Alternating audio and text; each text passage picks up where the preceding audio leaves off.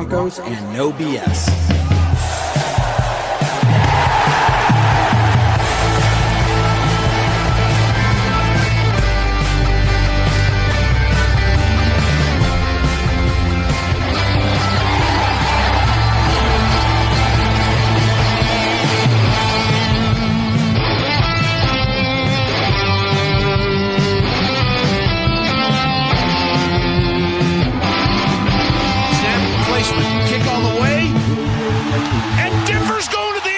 Championship game.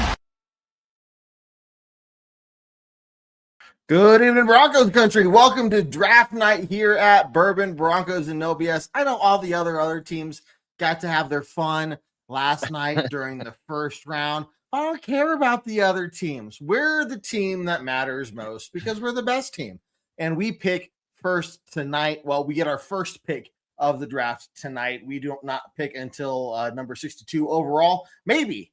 Maybe, Adam, maybe there might be a trade up. Maybe we might not do anything. Maybe we trade back. Now, let me ask you as we go into this, first off, what do you think is going to happen? And then if we do have to trade back into the third round, are you willing to stay here or will it depend on how early in the third round they're picking? You know what? I've been going to the gym a little bit lately. I'm on the treadmill, pushing some weights. I'm in shape, man. I'm ready to go. I'm ready to talk football all the way up until we pick. If that happens to be in the third round, guess what? I got the stamina. I got the endurance. I may need some water. I'll stretch. I'll put the mic on mute for a little bit. Maybe stretch a little bit. But I'm here. I'm here for the long haul. I want to meet our newest Broncos. I love it. I mean, we still have 7 draft picks this year. Right. And the interesting thing, if you think about it, and this is why I do think there's going to be, I would not be surprised with the trade up. I do not see 7 roster spots for 7 rookies this year. Right. That is fair. So why get more draft capital when you're already in a situation where you don't have 7 roster spots for rookies? So why get 8 or 9 rookies this year, right?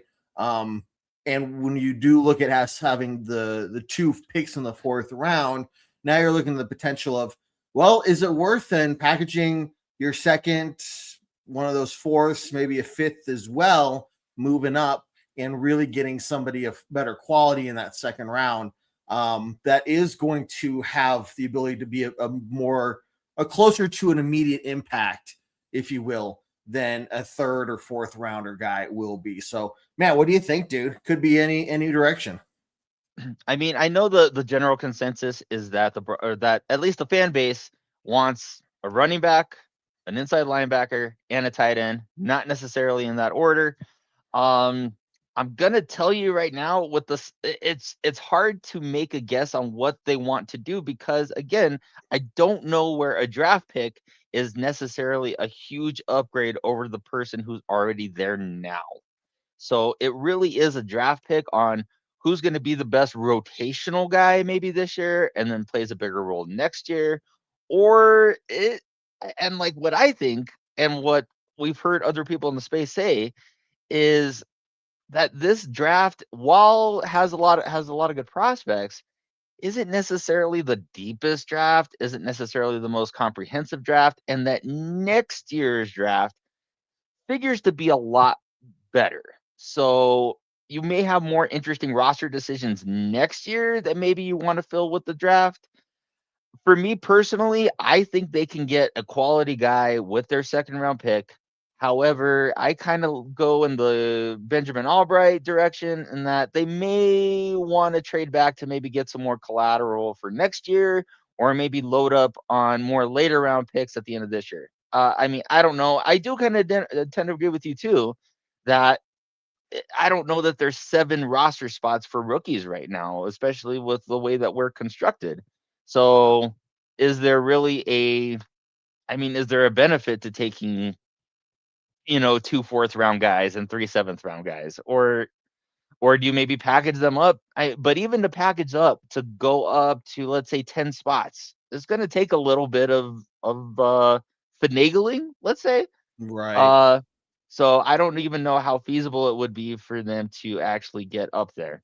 Now, I guess the question that I would pose to you, KevDan, is that of the guys that are still out there, is there a guy that you're like, oh, I didn't expect him to be out there? Maybe Denver has a chance at maybe picking him up, with their pick at the end at the second round. I it's going to be interesting because one of the things we're looking at, there are just so many options for the Broncos, right, in round 2, that it's not like any reports or any scouting anyone has done has really honed in on one or two guys. So it's tough for me to say, is there somebody that's going to surprise me? Yeah, it might be a surprise. I mean, last year, Jahdae Barron was a surprise. A big part of it is because nobody was thinking he was still even going to be on the board for us to consider him. So it could be a situation like that where this is a player that the Broncos internally have loved, right? But of course, Maybe. Look back to when we were about to draft Bo Nix. I think there was some funny business going on from Sean Payton, right, in the media. Like, well, maybe I really like Bo Nix, and well, maybe we'll trade up for him. Maybe we won't. Maybe we'll want this guy instead, right? Like there were some funny things going on. So they know how to play chess. They know how to keep things pretty close to the chest there when it comes to what information gets out. And so this very well could be a surprise pick because while we're over here looking at what we're doing, we don't see what they're doing. We don't hear the conversations they're having. So don't be surprised if this is a very similar situation to what we had last year. And sorry, let me turn on the comments. I just realized those were off, everyone. Don't be surprised if you see just another name pop up and all of us are going, oh, wow. Oh, yeah. Okay, let me do some really fast research to figure out who this guy is. But, oh, man. Hey, in the comments, because, again, guys, I am sorry I did not have those up. It's the off season. We're kind of not in our, regular. We're not in mid-season form here. We're not in mid-season We got JD Smooth. We are here. Draft night. Let's rock it, man. Thank you for tuning in.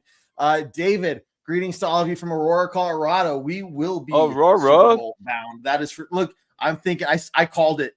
If you guys missed it earlier this offseason, I called it and I'm sticking by it. The Broncos will be in the Super Bowl this season.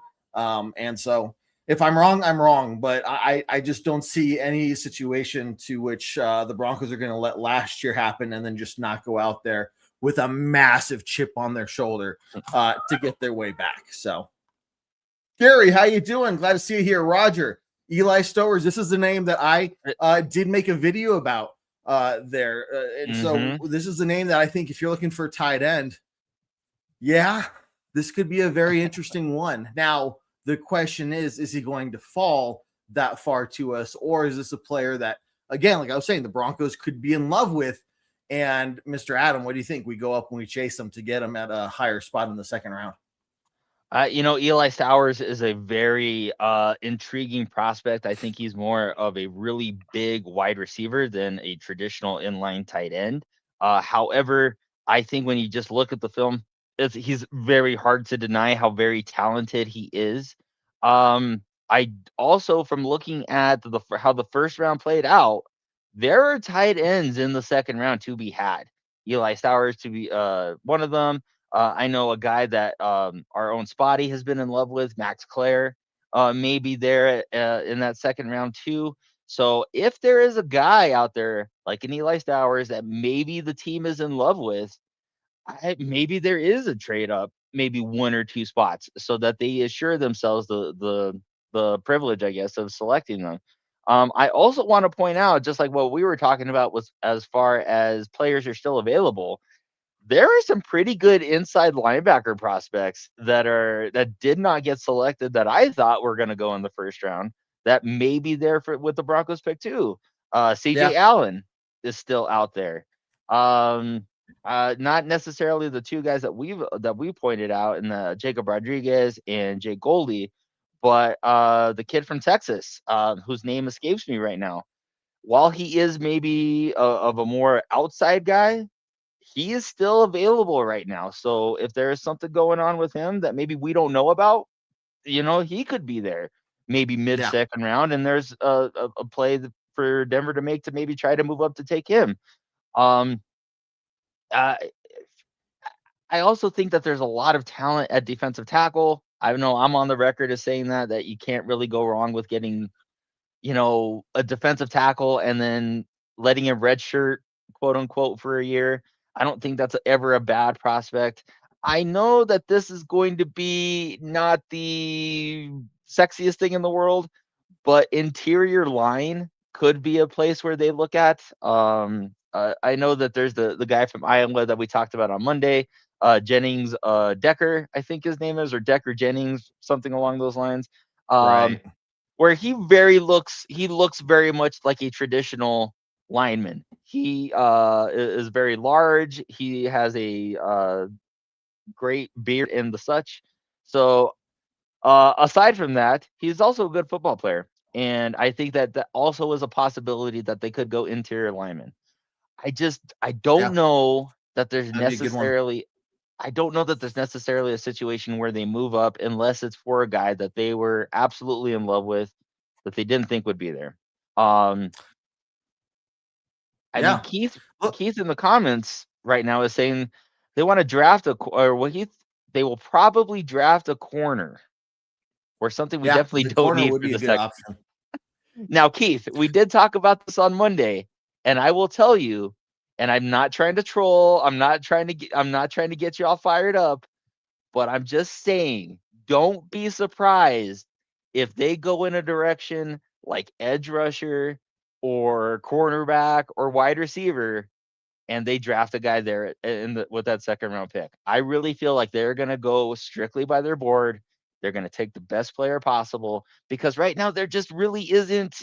I mean, there's tiny upgrades they can make, but there's nothing monumental out there that they have to get with this draft. So For I'm sure. just saying, don't be shocked.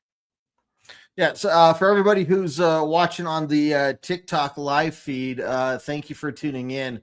Obviously, you're only getting the one side of the conversation. So if you want to see the full thing, head on over to Facebook or YouTube, look up Bourbon Broncos and OBS Orange Weekly, and you will see us there. Post your comments, post your questions, guys. We're going to be doing a Mr. Irrelevant challenge. Adam, as looks like the 49ers have made their pick there. Moving on to pick number 34, the Arizona Cardinals there. We get Mr. Irrelevant coming to Denver this year. And the penultimum, I can't talk. I can never. Blah, blah, blah. Have you been The second drinking to again? last guy. The second to last guy is coming to Denver as well. But Mr. Irrelevant is the big one. And it's an interesting thing. Did you know? I think you do, because we talked about it before. There's a Mr. Irrelevant event, like massive event, to celebrate this guy. I think it was at Disney or something like that. Like I think so. He gets some I think attention. they've been getting a lot of attention lately. I mean, you do have I believe Brock Purdy, when they talk about him, that he was Mr. Irrelevant however many years ago. Trevor Siemian was a 7th round Trevor quarterback Siemian. that played, shouldn't have been a starter for us, but he was a starter for us, and he is a Super Bowl champion, by the way. All right, no. We're Siemian the following year. You're gonna have to go to the Google machine for that. But anyway, you can find guys in the 7th round if you know what you're doing. I mean, Jonathan Cooper plays on the defensive line, one of our best defensive players, 7th round selection. So, and that's it. That's a testament to the scouting department, the fact that they can still find starters in the later rounds. So instead of just drafting depth guys or fodder, no, they're able to find guys that can come in and play. Keith, make a great point. Chad Kelly was another 7th round selection. Chad Kelly. Swag. It The was last fun. Mr. Irrelevant. It was short. It was nice, but it wasn't short and it wasn't nice. It wasn't nice. No, it was not both of those at the same time. That is for sure.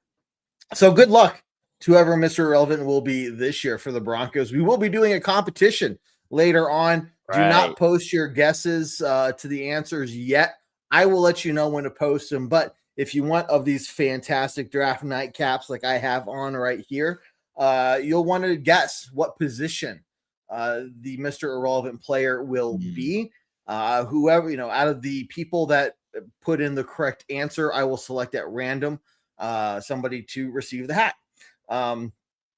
So I will reach out to you if you want to send us your message or your guess via Facebook Messenger or just in the comments. That's fine. I'd say get a screenshot of your comments as well, just to help me out that, you did enter that and you're waiting to hear back on if you won the prize or not. But you only get one guess. If you guess every position on the football team, guess what? I'm only going to take the first one that you put in there. So if I pick you to win the hat, and then go back and find that was your fifth guess of the position on the team, it ain't gonna fly. I ain't gonna do that. So make sure you only enter one position. And then if you want a Broncos jersey of your choice, Adam, there's more. There's more because Mr. Irrelevant is not very irrelevant. There is more. If you guess the name of the player individually, like who it's going to be, the first person, and I'm assuming there might be one, but I'm going to go ahead and say this just in case. If there are multiple, the one who guessed that name first in the comments will be winning a Broncos jersey of their choice. So do not post your comments for those answers yet. I will let you know when, as we get closer to the Broncos pick, when that opens up. And it opens up when I tell you to, all the way through the Mr. Irrelevant challenge. So you do have until tomorrow at the end of the draft to make that. So, Adam, now we're on over to the Bills, who have made their pick. Las Vegas will be up next. So, looking at the information from yesterday, any surprise moves from any other teams that, kind of stood out to you? I know I have one that I want to talk about, but it maybe wasn't a surprise, just an unfortunate situation for this guy. But what do you have, man? Before I get started, Mike, thanks for jumping in. Keith, thanks for jumping in. Gary, will he have more chin fuzz than me? It's hard to find people that do not have more chin fuzz than me. So yes, I think the better question is, will he have less chin hair than me? Now, is there any surprises from last night? I will say that I really liked Caleb Downs from Ohio State. The fact that Caleb Downs went all the way to the Cowboys, I think was a massive surprise. I don't know that I would less necessarily just, would have passed on that pick. So that definitely was a little bit of a kind of a head scratcher. I will also say that one of the things that surprised me the most was the running back from Notre Dame going at number 3 to the Cardinals. I mean, I don't know that I would necessarily take a running back that high, but I definitely don't know that I would take him all the way at 3 unless he was like a Saquon Barkley, a Christian McCaffrey, just, that type of talent. To take a guy like that at 3 when they had other places that they could have gone, and they already signed Tyler Algier. They already have James Conner on the roster. So to get another guy is why not? Why not be the team that is responsible for just causing mass chaos in the draft this year? It seems like there's always one. Or there's always one team that's like, you know what? It's going to be us this year. We're going to be the ones to throw a monkey wrench into this whole thing. All of your guys' draft charts, right? All of you war room guys out there that have everything figured out, option A, B, C, D, and E. Bet you haven't thought of option N or option Q, because that's what we're going to give you. So figure it out. Maybe that explains why the Cardinals are picking 3rd overall, because if they're going to go by vibes, I don't think I want an NFL franchise to be drafting guys like how I drafted my fantasy football team this year, which was entirely on vibes. So whenever somebody asked me, who did you draft? I don't know, man. I felt good about this guy. He has. I said his name a couple times. It really rolled off the tongue. I got a good feeling about him. That would I do it based off the length of hair. The more hair they have, the more I think they're just gonna be one of those brawny, Supermen out there on the field. So to each their own. To each their own. I know maybe that's why maybe that's why the Paytons haven't given us a call yet. But, yes. Yes. But yeah, I mean, those would be the two biggest surprise. I mean, I think you also can't say that the Rams taking Ty Simpson with their first round pick and Sean McVay not sounding super happy about it was one of the highlights of the evening. What do you think about the Rams taking a quarterback when they still have one on the roster, a pretty good one? And obviously, do you Right. think Ty Simpson's going to be, playing football for the Rams sooner rather than later?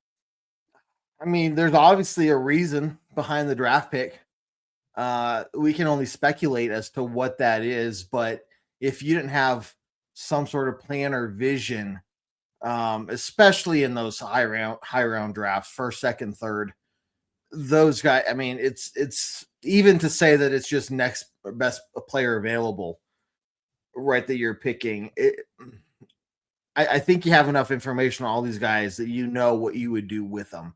So to get a quarterback, for whatever the Rams did there, I think it really just kind of highlights that we don't know what they have planned, but it could be bad, right? Because I think, especially if your head coach goes out there and shows that he's not too excited about the pick as well.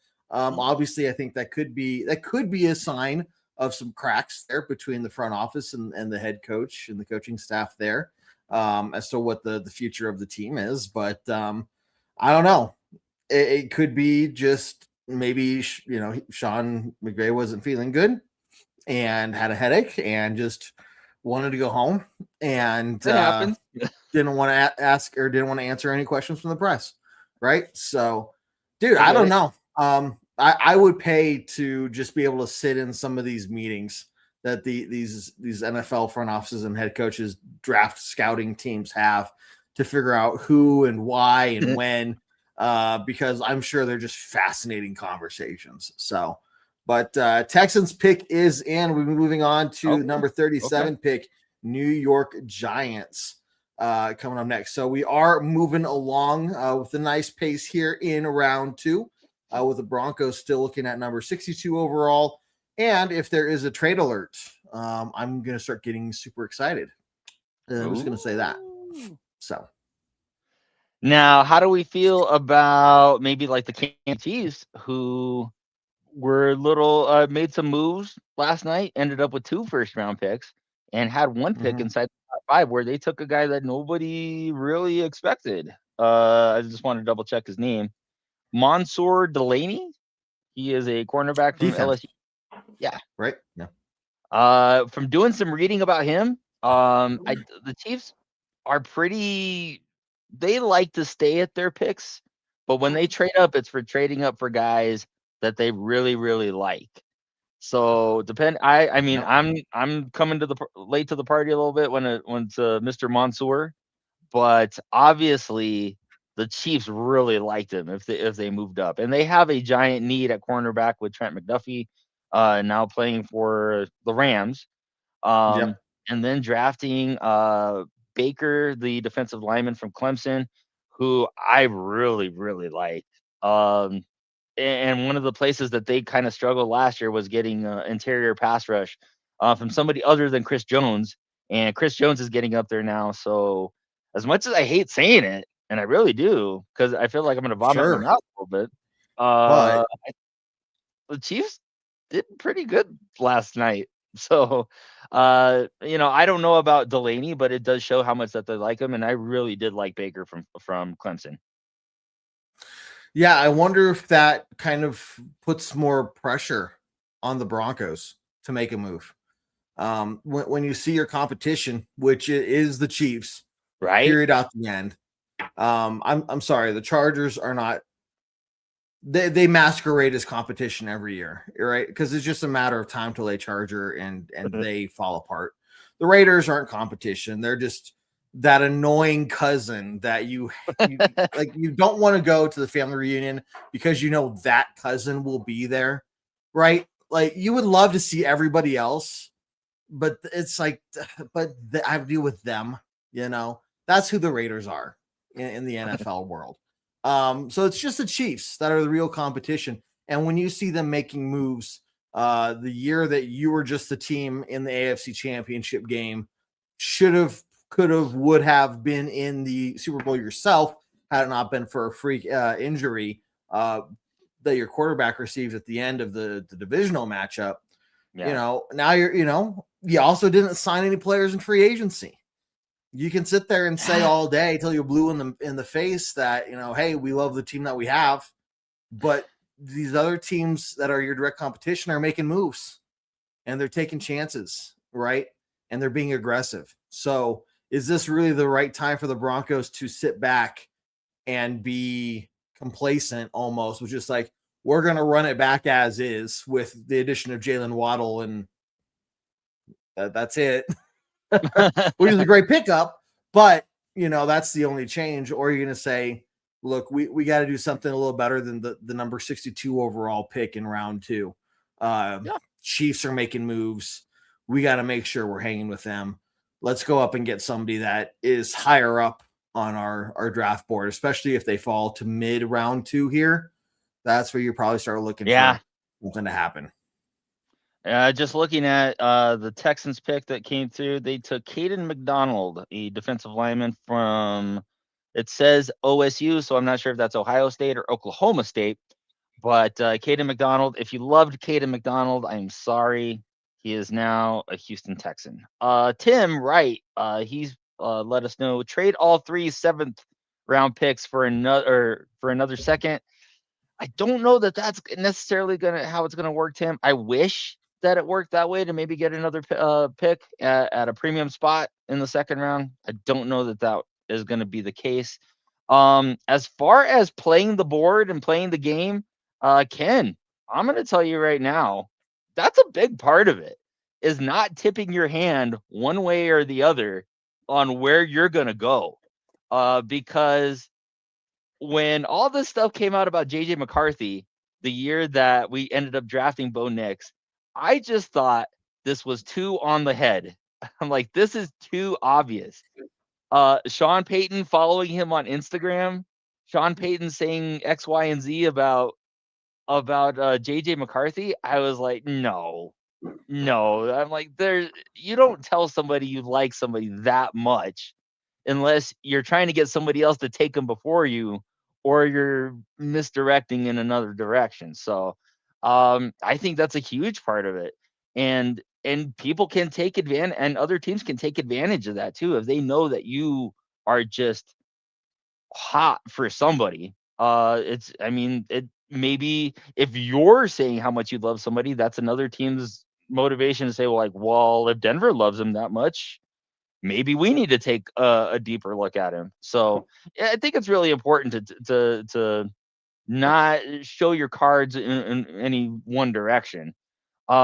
As far as the Chiefs reaching for that cornerback, like James put in the comments, it sure seems like it, because it's not like it was not like on any of our radars. But again, there are teams who subscribe to the theory that if you love somebody and you love them at your pick, or if you love them enough that you want to move up to get him, then you do it, because you don't want to miss out on them. Now, would I want to miss out on Mansour Delaney? I don't know, because I wasn't privy to that conversation.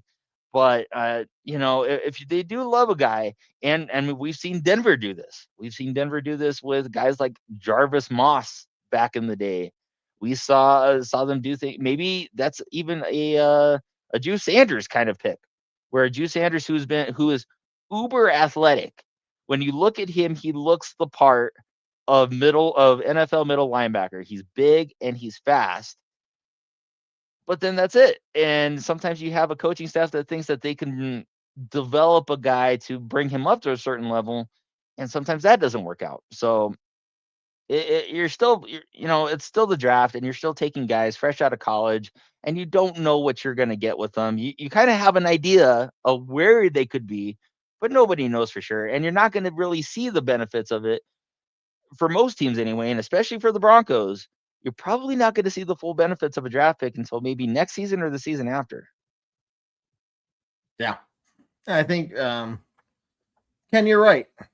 If we need to rely on a rookie drafted at 62, then this roster may not be as good as you think. And I think it is tying to what Adam is saying there. If you see the Broncos stay at 62 or move back, yeah, I think that's exactly what the plan is. And I think it just reinforces this idea that they have of, look, we're sticking with the same roster and we're running it back, at least in terms of the personnel we have. Obviously, some changes there with how the offense is going to be run and whatnot. A couple new faces on the team in general, but for the vast majority of it, same player personnel on the field. But we have some situations with the running back, and even you could say in the tight end room that you could maybe, if you had a crystal ball, look at it, and even if you squint just a little bit, you might foresee a situation in which a guy you have in the second round maybe starts getting some playing time in the second half of the season due to an injury or an underperformance by somebody in those positions. And obviously I'm talking about J.K. Dobbins and his health concerns. So you wouldn't expect to see a running back from the second round start at the beginning of the season, but if you are unfortunately not going to be shocked, because I don't want to jinx anything, the day that we find out J.K. Dobbins is down for the season or down for a month or 2 months. Yeah. Right. Hey, now I'm glad. Hey, we got this guy in the second round. It's time for him to kind of step up, right, and get some playing time. Or you're looking over there at tight end, and Evan Ingram, as much as they keep saying they love him, there's still something on the team for him. They didn't utilize him well last year. If it continues to be that he's only going to get one more touchdown in the NFL next season than I will, like last season was, then maybe you have a situation where round 2 tight end starts getting more playing time, right? And so, I don't know, man. I think those are two very possible situations we could face. I mean, especially when you look at tight end, there has been a PR smoothing over type of effort from the Broncos front office, trying to talk up Evan Ingram as much as they can, which has been a little odd lately. But then they went and re-signed Adam Troutman. They went and re-signed my personal favorite. Who's that? Lucas Kroll. I have no idea. Who is that? I've never heard that name before. Oh, Kevin, he's the most underutilized tight end on the roster right now. He is he has soft hands. He's big. He's fast. He's an excellent neighbor. He takes his garbage cans in right away. He puts his shopping cart back when he's done with it. That's a good guy. Yeah, takes care of his lawn. He always gives you the neighbor wave. So, but anyway. So I mean, if they go tight end here, that automatically you gotta think that one of the back end guys are gonna, their roster spot's probably gone. But then you also have to say that a guy like Adam Troutman is maybe not looking so great, or maybe a guy like Nate Atkins, who essentially serves as a kind of Mr. Do-It-All on the offense, is maybe his roster spot up for grabs because of a tight end. So, I mean, I think that's entirely something that you have to plan for with the second round pick. And like what you were saying with running back, death, taxes, and J.K. Dobbins gets hurt seems to be the 3 certainties in life at this point. Do you want to draft a guy this high who is essentially going to be a rotational piece in the offense? Do you do that this year, or do you do that with the thought that you're not going to have JK in maybe next season or the season after that? I don't know. But that's where I think the draft is very, very interesting, because for most teams, they have a hole. They know they can fill it with a draft pick. Denver doesn't have necessarily those same roster concerns. So I don't know that we're looking, or, maybe it would seem that they're not looking at it with the same eye that most other teams are. And Michael, yes, you are correct. And thank you for calling that out. This needs a bigger platform, actually. I am president CFO, lead chaplain, and Yes. and a customer service relations manager for the Lucas Kroll fan club. If you have any questions, feel free to send them my way, and I can help you out. Love it. Absolutely love it. Let's see. More information on and talk of what the Broncos could do coming up later on. Don't forget, we're also doing our Mr. Irrelevant competition in a little bit, where you get to guess the player position and separately the player name for a chance to win a Broncos draft night cap like this, or a Broncos jersey if you guess the name. So stick around for that, and we'll wait and see if we get any information on. I want to see a trade, man. I want to see the Broncos be. I'm just going to be honest. Like I'm gonna take my analytical, logical, just taking a step back, reflecting on all the potential moves and what would be best for the team, and I'm just going to put my fan cap on. I want to see us be aggressive.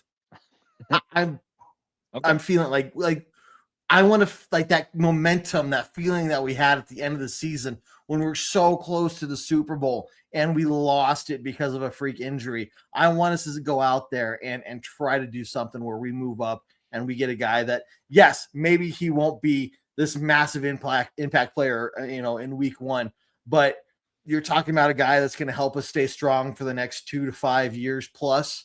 Okay, like, dude, let's get going.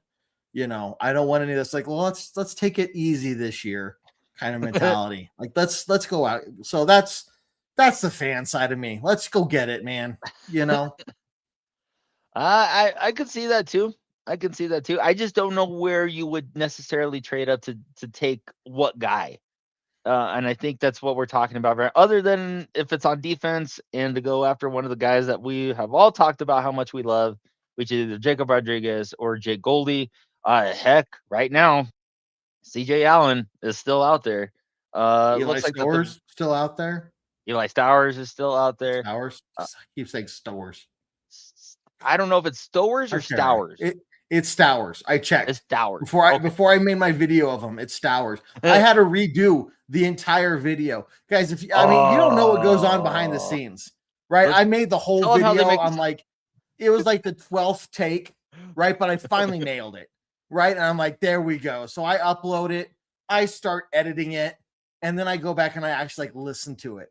And there I am, all 3 times in the video saying Stowers. You're freaking kidding me.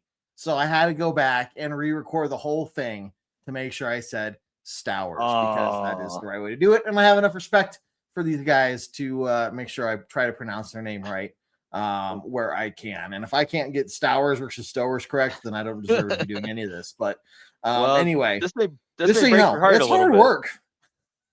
Ken just sent us this in. What? So it doesn't. Let's see. All right. Ken. Ouch. Epic rants. Oh, that is painful. Okay, look, you're thinking about finally we're getting near the end of the Travis Kelce era, right? The end is in sight. We thought it'd be this year. It's clearly not, for whatever reason, right? Like, dude, just freaking retire. Go away.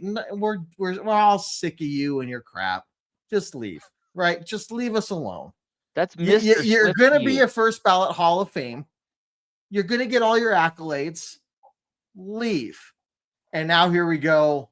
I might, as much as I was excited about Eli Stowers, now I could be sitting here. They got Mason Thomas from Oklahoma.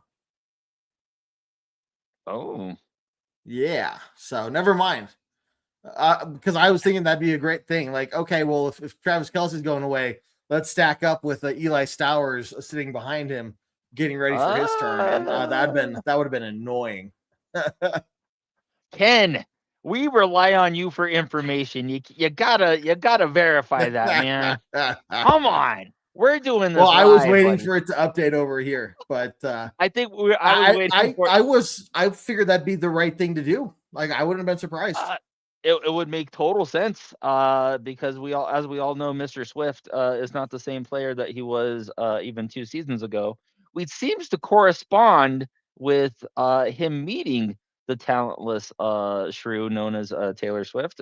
But what do we, that's a conversation for Chiefs fans back in Kansas City. That we don't do that on our Bronco station here.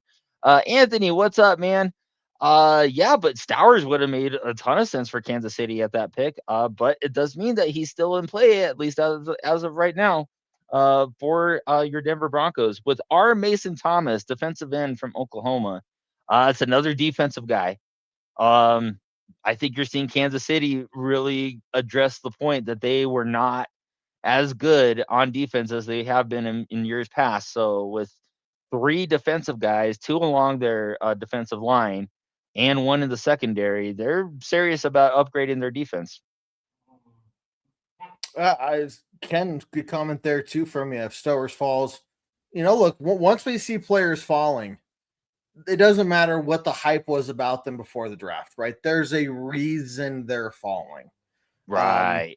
These kinds of conversations always take me back to the year good old Johnny Football Manziel was in the draft. And all these people talking about how Johnny Manziel would be going early in the first round.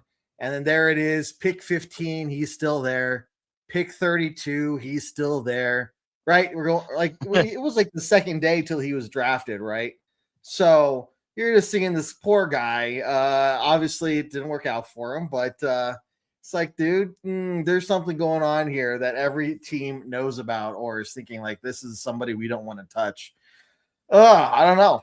Could be. Could be. Sometimes it's just circumstance. Especially with quarterbacks, you see quarterbacks fall all the time because sometimes there's a year where there's not a whole lot of draftable quarterbacks that need to go that quick. The year Aaron Rodgers dropped, that was famously one of those years where there just weren't a lot of teams looking for quarterbacks, and so you knew that if he wasn't going to go first, he was going to have to wait a little bit.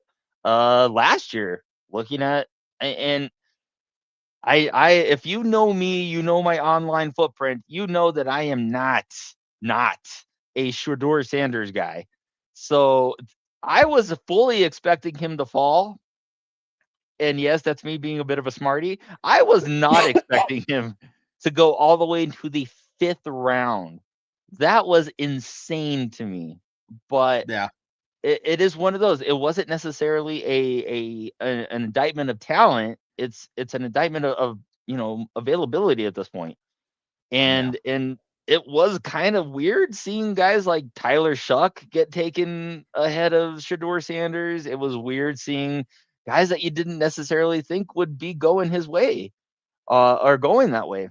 But that's just how the draft works. And then sometimes we get news of injuries that pop up on medicals that we aren't privy to, but you just see a guy falling like a stone. Nakobe Dean is one of those guys, like from Philadelphia. I think he just signed with Vegas, but Nakobe Dean was a guy that I was in love with, and I thought he would have been great as a Denver Bronco. But just it didn't work out that way because of medical stuff. So I know that we think as fans, oh, we see the guy dropping, that's our opportunity to pick him. It may be something that we don't know that is making him fall the way that they are. Mm-hmm. That's interesting stuff. I'm telling you, to be a fly on the wall in those rooms would be fascinating. So, look, guys, we are at pick 42. The Saints just made their selection. Christian Miller out of Georgia, defensive tackle there. So we are 20 picks away from the Broncos making their selection to either trade back or make a player name selection. Maybe it'll be sooner with the trade. We'll see. But the teams are starting to move pretty quickly here, only on the clock for a few minutes. Trying to see, obviously, if you see a team taking more time, that might be an indicator that there's some trade talk going on, but I don't know. The teams seem to be making those picks pretty quickly with the Miami Dolphins now on the clock. Adam, if you need to take a break, man, go for it because we got the next guy here up joining us. Who's up? Who is it? Sir, how you doing tonight? Draft night, round 2, buddy. waiting for the Broncos to make a move. You got your cowboy hat on. You're ready to go. What you thinking? How you feeling, man? What I'm feeling, I was actually texting with some of my buddies that are on other teams, and I watched that 49ers pick, which was kind of, I was like, all right, 49ers, what are we doing? So, but I can't talk a lot of smack if we don't know what's going to happen for ourselves. But I think that the board is moving actually in a very favorable manner right now. A lot of the positions that we want and are interested in, I was just watching a couple of things here. I mean, there's 5, 6 grade 2 linebackers out there. There's a couple of grade 2 tight ends out there, and then worst case scenario, there's some round 2 D tackles and all that out there as well. So it's looking good. This second round is where kind of the wheels fall off for a lot of teams. You start reaching for people that you may not have necessarily gone for. So, yeah. Look, I'm going to say it right now. If the Broncos draft a linebacker, I'm going to fall out of my seat. I think wherever Jared is in the world, he's going to flip his gasket. There might be an actual party that we all throw. The ILB bros get together and throw a party for that happening. But I think it's a position we haven't talked about so far today, and obviously something the Broncos I think need. I don't think the Broncos, and not to say that we don't respect and appreciate the inputs and what they've given for the Broncos. One of them gave literally his left nut to be with the Broncos. But I don't think the Broncos wanted to bring back 𝐃𝐫𝐤𝐿. I don't think that they wanted that to be their plan A. I think that was their plan B, maybe even plan C. So I think if you're looking at, man, we got him for another year, but we want to be able to, move in a different direction with some youth in that position real soon. And so looking at a round 2 pick here for a linebacker, especially if the board continues to fall in the favor that you're saying it is, that could be a real possibility right there that I would fall in love with, I think, pretty quickly. I mean, selfishly, I'm definitely wearing the cowboy hat in hopes that we got we're getting 𝐃𝐫𝐚𝐿 Rodriguez. He's known for wearing his black cowboy hat out there too. So I think the hard part is we're looking for whoever we're going to draft in the second spot. If we draft someone in the second spot, is that there's someone who's going to step in and make some kind of impact, even if it's like a 𝐁𝐫𝐴 kind of impact. I'm not really sure how many people we can, and how many different positions that someone can do that. So do we really think that whatever linebacker we choose are going to come in and they're going to be immediately better than, I'm going to say Justin Strnad, because I think when it comes to the linebacking group, he's the odd man out. Fair. I would agree with that too. I heard you guys were talking about Eli Stowers. I was, popped in a little bit about that. I still don't think that's someone that the Broncos would go after. And we're talking about the reasons why he's probably slipping is, he's only played tight end in the college for 2 years. He's a converted quarterback. He's someone who converted as a quarterback. And so the things that he's looking and needing to improve upon is about blocking. Okay. And so if he needs to improve on blocking and he's more of a bona fide wide receiver, giant wide receiver, we already got one of those. We got an Evan Ingram to be a giant wide receiver for the team. So even if he started to slip further, I just don't see him as somebody that the Broncos would go to pick up. See, it's interesting that you said he's a converted quarterback that played tight end. That reminds me of a player that Sean Payton had for a while. Down there in some team down in New Orleans, Taysom Hill or something like that, which they utilized a little bit. Now to us, I was curious, maybe I'm off on this, but knowing that, while we're sitting here saying that's probably a reason to not draft him, could that be a reason Sean Payton is licking his chops, saying, fall to us. Like we'll I take do. that all day long. I think Taysom. I think there's one team that ever liked Taysom Hill, and it was the Saints for whatever that's reason. I'm telling you, they paid that man an outrageous amount of money to be. Oh, never mind. On 𝐃𝐫𝐚𝐿 Rodriguez. Damn it! The Dolphins just drafted him. Oh, Taysom or 𝐃𝐫𝐚𝐿 Rodriguez, our guy. Yeah. So that's that. Okay, that's the first big loss for the Broncos tonight. I'd say then. I didn't say that's the big. I mean, all the things that we're looking for, that's probably the biggest loss. Period. Yeah. Well, I mean, like you said, there's still other options there, and if we see some of these guys that the Broncos did have higher on their list start to go, again, I think that's just more pressure on them to move up to get somebody that's still very valuable on their list. Yeah. So again, and I was telling Adam this is me with my fan hat on, not thinking logically or clearly. I want us to be aggressive, right? Especially if the Chiefs are being aggressive. If these players like 𝐃𝐫𝐚𝐿 Rodriguez are starting to get picked up, man, go get the guy you want, Otherwise, I don't know, but I don't want to see us just kind of sitting back here chilling while the Chiefs and other teams are getting aggressive and getting the needs they have filled. You say that, but we already were aggressive, right? We traded away the pick to get Jalen Waddle, so we started by getting aggressive before. So as we're watching these other teams and they're drafting rookies, we got an established player right off the bat. Who would you rather take, a rookie or an established player? Yeah, established player.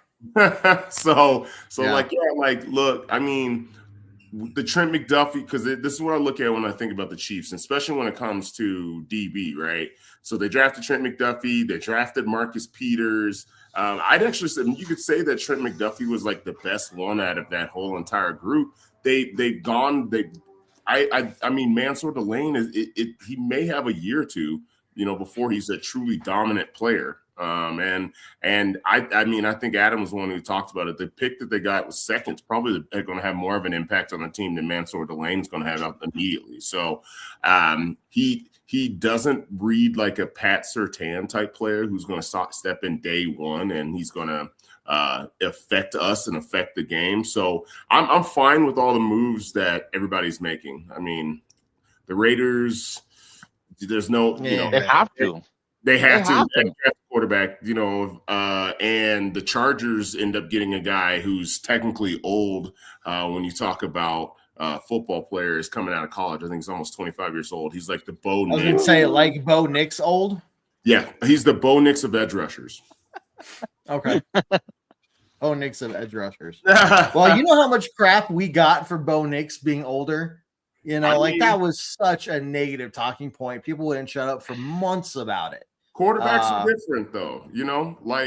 I feel like the older they are, that's almost better. Because in the opposite's what what's the kid from the Colts, right? He played 1 year, came out at like 20 years old, and now he's Anthony already Richardson. Jones. Yeah, he already lost his job to Daniel Jones, an older quarterback. So whatever. Hey, everybody can say what they want. I mean, Mendoza's not a young boy, either, right? He's set 2 years with Indiana, 1 or 2 years at another school. So,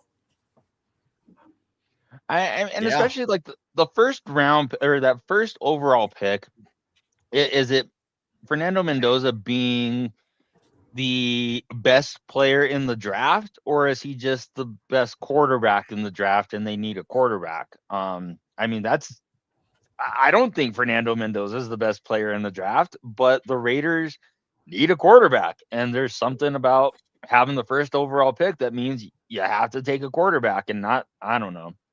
If it were me, if he would have came out last year, he wouldn't have been the number 1 overall pick. No, fair. Not even close. And I mean, I know that we talked about Ty Simpson already a little bit.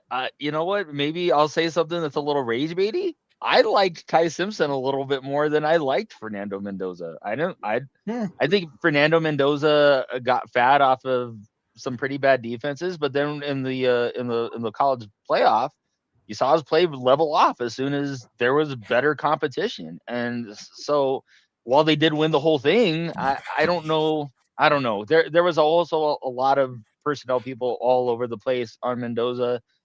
So I don't know. For me personally, and again, I don't make those decisions. I don't know that Fernando Mendoza would have been my #1 overall pick. Orlovsky agrees with you, Adam. Dan Orlovsky said that Ty Simpson should go before Mendoza. I don't, I don't know if I want to be mentioned in the same breath as Dan Orlovsky. But I am not afraid to have my own opinions when it comes to players and evaluations. I liked Ty Simpson a little bit more. I mean, not like here, but I mean, I did like him a little bit better. That's fair. Okay. We were talking about the round 3 running back, Love. Or no, sorry, the 3rd overall pick that went Arizona. Jeremiah Love. We know that they need a quarterback, right? I think that's a bigger situation for them. But because it sounds like the quarterback class just wasn't there this year, do you think it's just we're punting till next year? We'll figure this out then when we're probably still in the top 10 draft picks, The Cardinals might be one of the worst organization in the NFL. So, like, who really knows what the idea is? Or, somebody was saying they're doing exactly what the Raiders did last year, right? The Raiders got Ashton Jeanty. They have a top tier tight end, and what they had to do is just be bad again, and then they get your quarterback the next year, especially on a quarterback heavy class. So the Cardinals that might be the exact same thing that they're doing. What I will say about the Cardinals is if you have bad owners usually hire bad front office people. Bad front office people have bad organizations. The Bidwells are notorious for being bad owners, and for them to go and get a running back when, like I've already said, they already have Tyler Algier, they already have James Conner, they have a couple pieces on offense. They don't have a quarterback, and so it would have made sense. Or you know what? Are they so good that they couldn't take Caleb Downs at that point? Caleb Downs makes a whole lot more sense at number 3, especially when he's the highest rated defensive player in the draft. But you felt like you needed to go Jeremiah Love. Which, don't get me wrong, I like Jeremiah Love, but what we were talking about earlier, is Jeremiah Love the Christian McCaffrey of the draft? Is he the Ashton Jeanty of last year's draft? I don't think so. So to take him at number 3 when he's gonna have to be a producer this year, I don't know. I don't know that I necessarily like the pick. I don't like Arizona's pick, but that's why Arizona's bad, because they just continue to compound their own mistakes with making mistakes through the draft. They could have taken Arvell Reese too, but I think they were having flashbacks. They drafted this kid out of Clemson a couple of years ago. His name was Simmons. Oh, Isaiah Simmons. Exact same player as Arvell Reese was. He was like slightly too big to be like a safety, but like slightly too small for some of the other positions. So he's this hybrid guy, and it never worked out. So I think that's like the exact same idea instead of going for Arvell Reese. Interesting stuff. The strategy here, that all these teams take. It's funny to break it down, and some of them you're just like, yeah, you guys, this is why you're so bad for a reason. But we do have the Ravens with their pick in right now. A couple names we're still watching for. Josiah Trotter, linebacker out of Missouri, has not been selected yet. So also Max Clare is another name that we've heard thrown around a lot. Here's one I haven't seen much. Justin Joly. What do you guys think about Justin Joly? Who is he? What is he about? And is that something that you think the Broncos would want to entertain? I don't have too much information on Justin Joly. I'm kind of looking at him right now. Tight end. Like I said, I think what you're really looking for out of the tight end position this year is somebody who's going to push Troutman and be that second guy, and maybe shows you some flashes that he can be a starter down the line. So it kind of depends on what flavor that you're looking for as far as what you're looking for from tight ends. Like I said, I don't know too much about Jolie, But from a guy like I know we were talking about Stowers for quite a bit. To me, Stowers isn't even that guy that I want to take in round 2, because he is kind of a project still, and he's more of a rocked up, wide receiver than he is a true inline tight end. That's where I honestly like Claire a little bit more. Like Spotty is saying, Big 12 or Big 10 tight end. Those guys usually have a pedigree. So that would be a guy that I would be more, I guess, amiable to. So I mean, I don't want to say too much on Jolly or Jolie. It's just not somebody that I'm super familiar with. It's hard, right? The amount of tight ends that are going to be left after Sadiq is you're choosing a style of tight end instead of an overall tight end. The Ty Warrens, the Colston Lovelands, some of the guys that have gone over the previous years that have kind of established themselves, Laporta, Trey McBride, they do not come off of the field.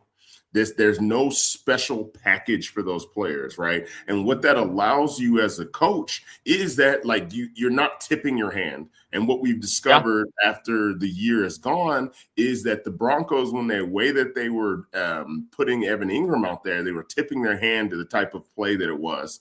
And that's what made him not so efficient. I'm not sure how that worked out for the Jags. Another tight end on there or something, but that's just what we're trying not to tip our hand out here. Breaking news, Tampa Bay is selecting Mr. Josiah Trotter. So as much as I just threw out that name, maybe I should stop throwing out names. They seem to go pretty quickly after I mention them. Right. As soon as we say it.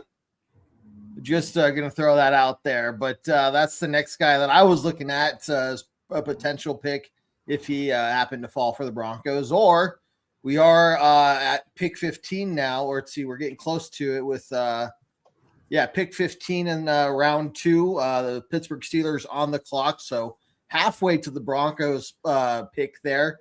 And I think if you're going to start thinking about, is there a trade the Broncos could make, it's anytime starting now. I think this would be the soonest that you would start seeing a move like that happen. But now Josiah Trotter off the board as well.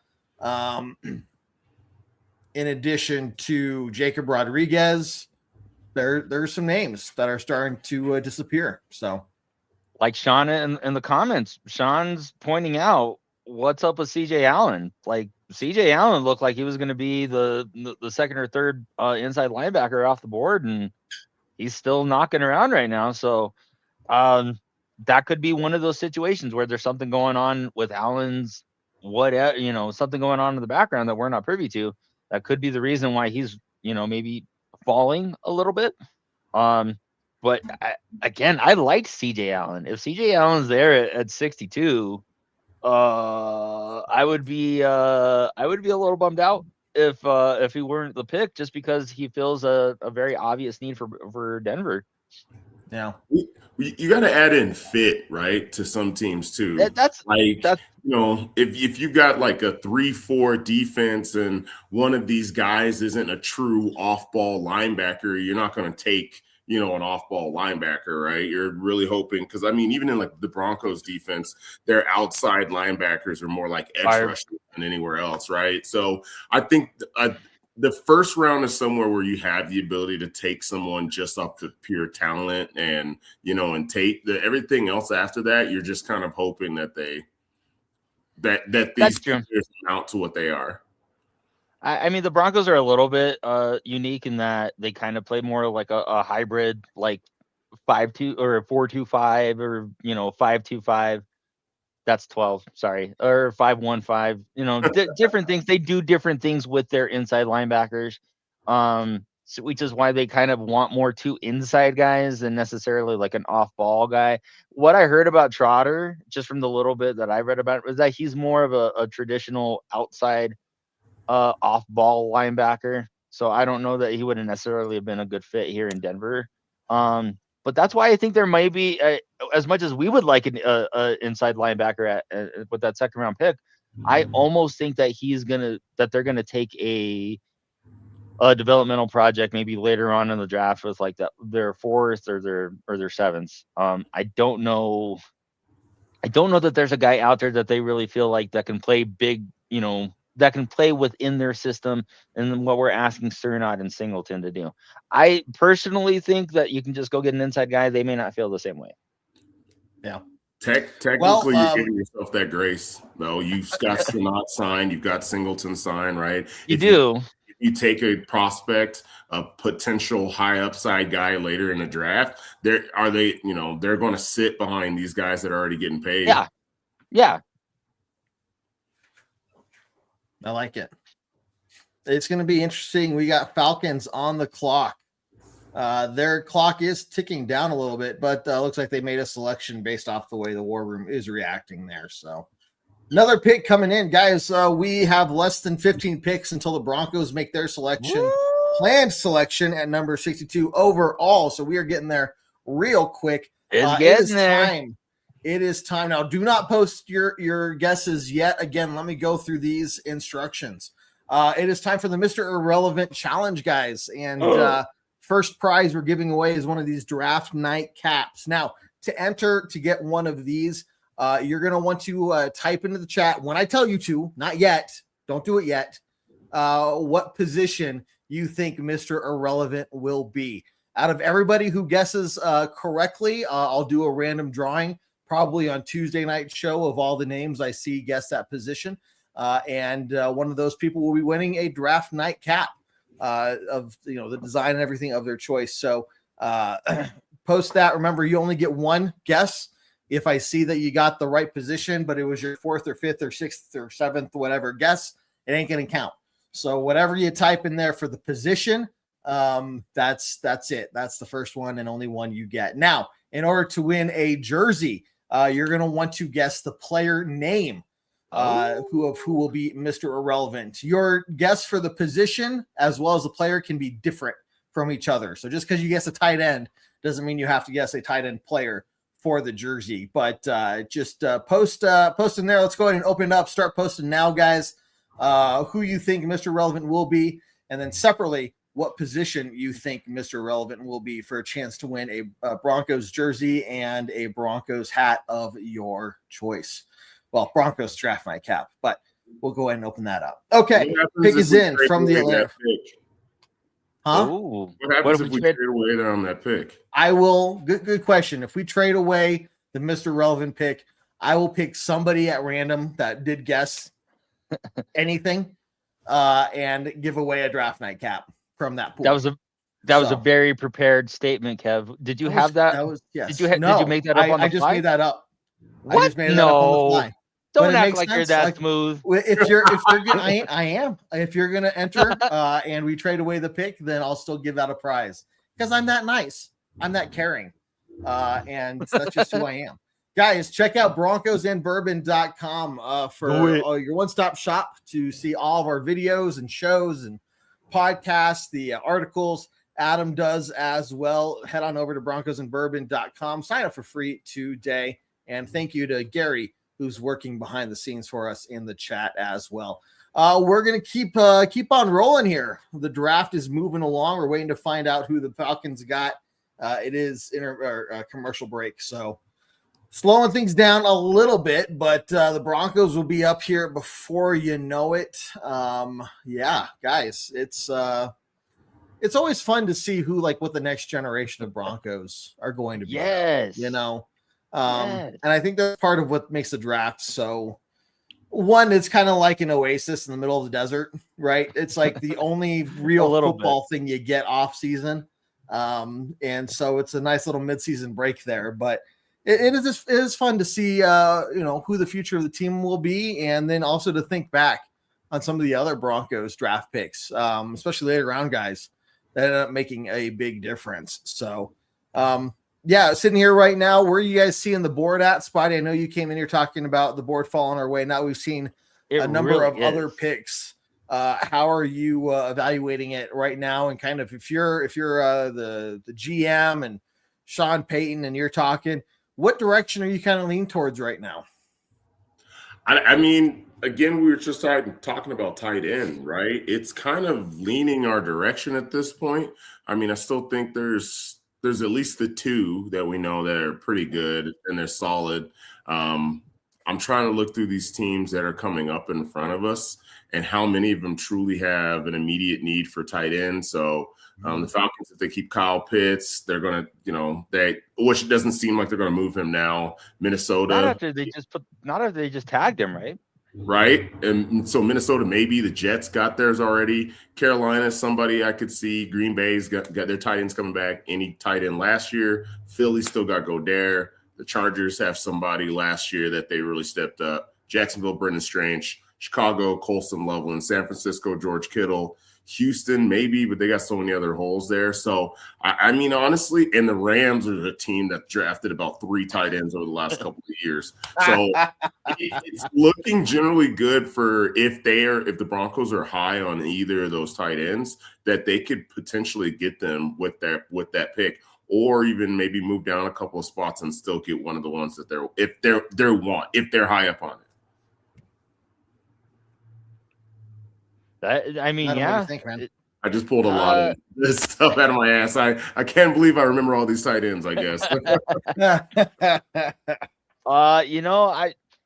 that also assumes that the Broncos are on that they're feeling. I see Spotty reacting to something. The Falcons drafted Avion Terrell, who's the brother of AJ Terrell, who's the cornerback on their team. I don't know if there's ever been a time that brothers have started at the exact same position. That's very cool, though. That's so cool. That is very cool. That's a nerdy thing, but that's really cool. If there can't be a thing like there. How many times have brothers even played on the same team? I wonder. Yeah, that is personal. Yeah. It's rare enough to have brothers in the league, much less on the same team. I think it's happened in the NHL before, but that alone is already very weird. Yeah. All three of the Watt brothers played against each other at one point. Yep. And you got the Kelsey brothers. Yep. The Kelsey brothers. Well, for sure. We don't talk about Mr. Swift on the show. We don't talk about him on the show.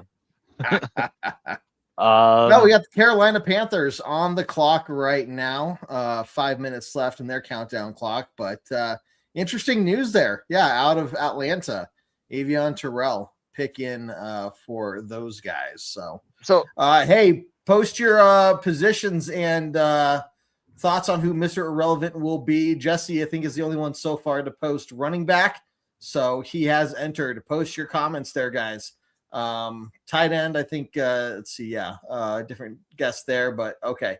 Tight end is your Mr. Irrelevant, pick. I see what you're doing.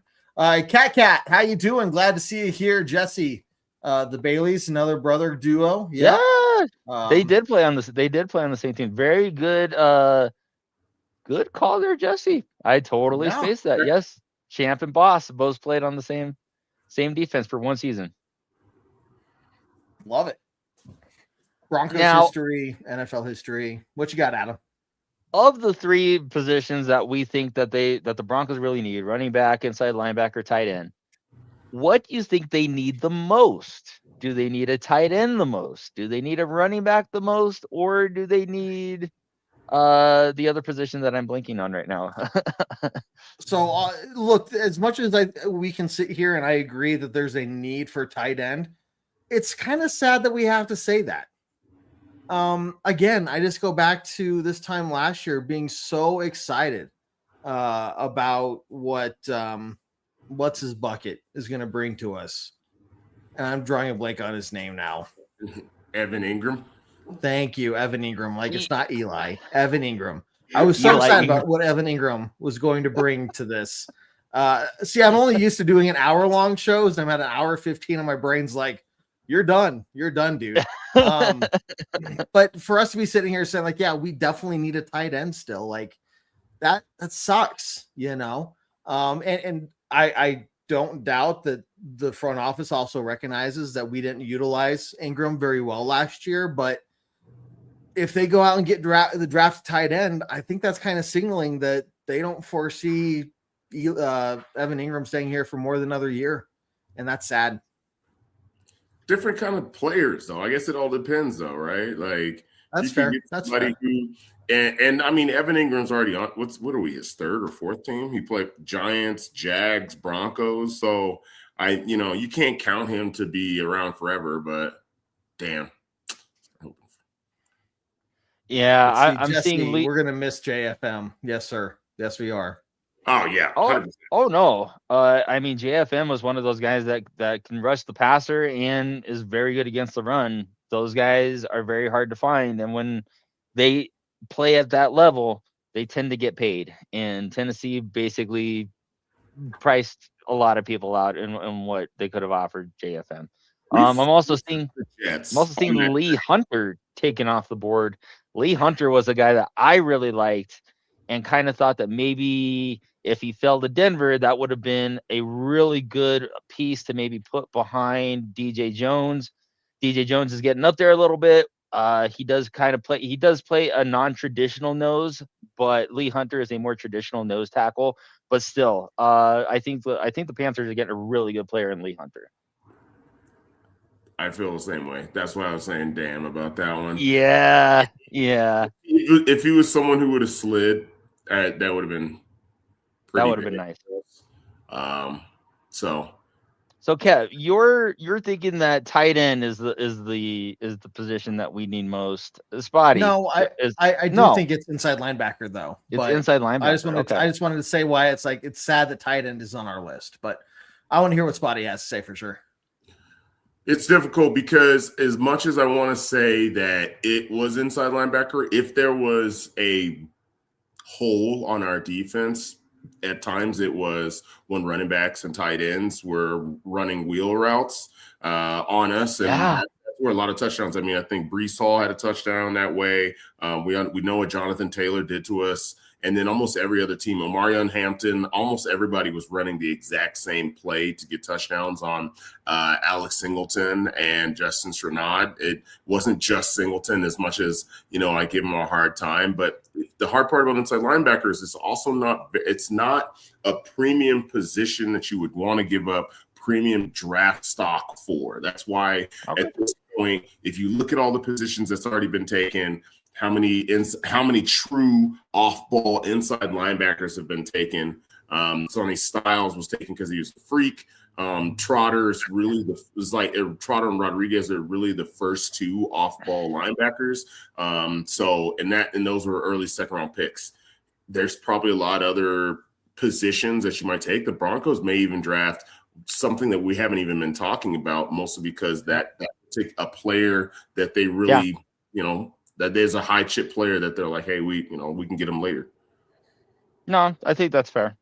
But for me, because of that, I think inside linebacker is the place where you'd want to spend that kind of draft collateral, because if you look along the defensive line, you have studs all along the defensive line. If you look at the secondary, you got studs all in the secondary. The one place where this defense is proven that they've been vulnerable, and they've been vulnerable for a couple of years there, is an inside linebacker.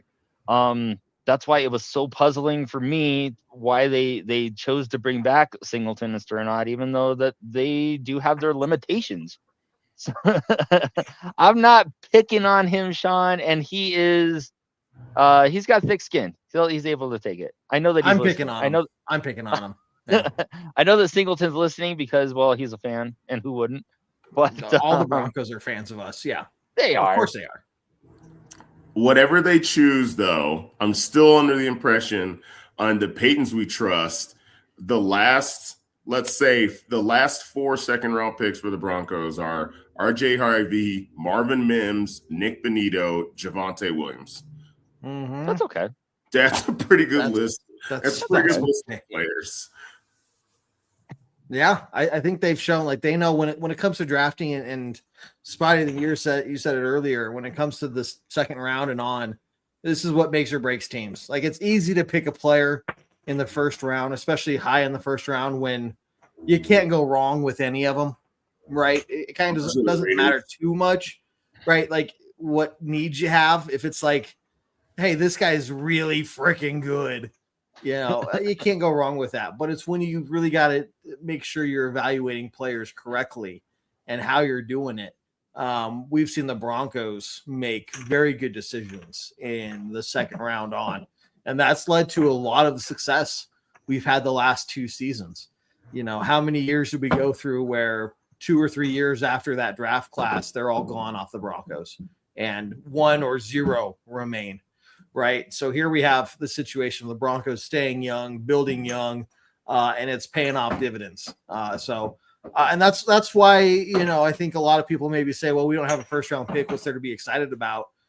Spotty, the list of names just read off. You should be excited about the second round too. You know, just simple as that, the way that the Broncos have drafted. So, but we got the Minnesota Vikings on the clock, and we'll see what they do with their pick. I think what's also going to play a factor is kind of what Jesse says right here, right? So I'm not sure if it was smoke or if it's actual news that they're saying about moving the Jonah Ellis into inside linebacker a little bit. That could play a factor. If we've got Jonah Ellis that we're looking at for that particular position and taking him off the edge, then would you then are you going to use the second round pick on inside linebacker if you think there's the potential that Jonah Ellis is going to come in and be better than what a rookie may be?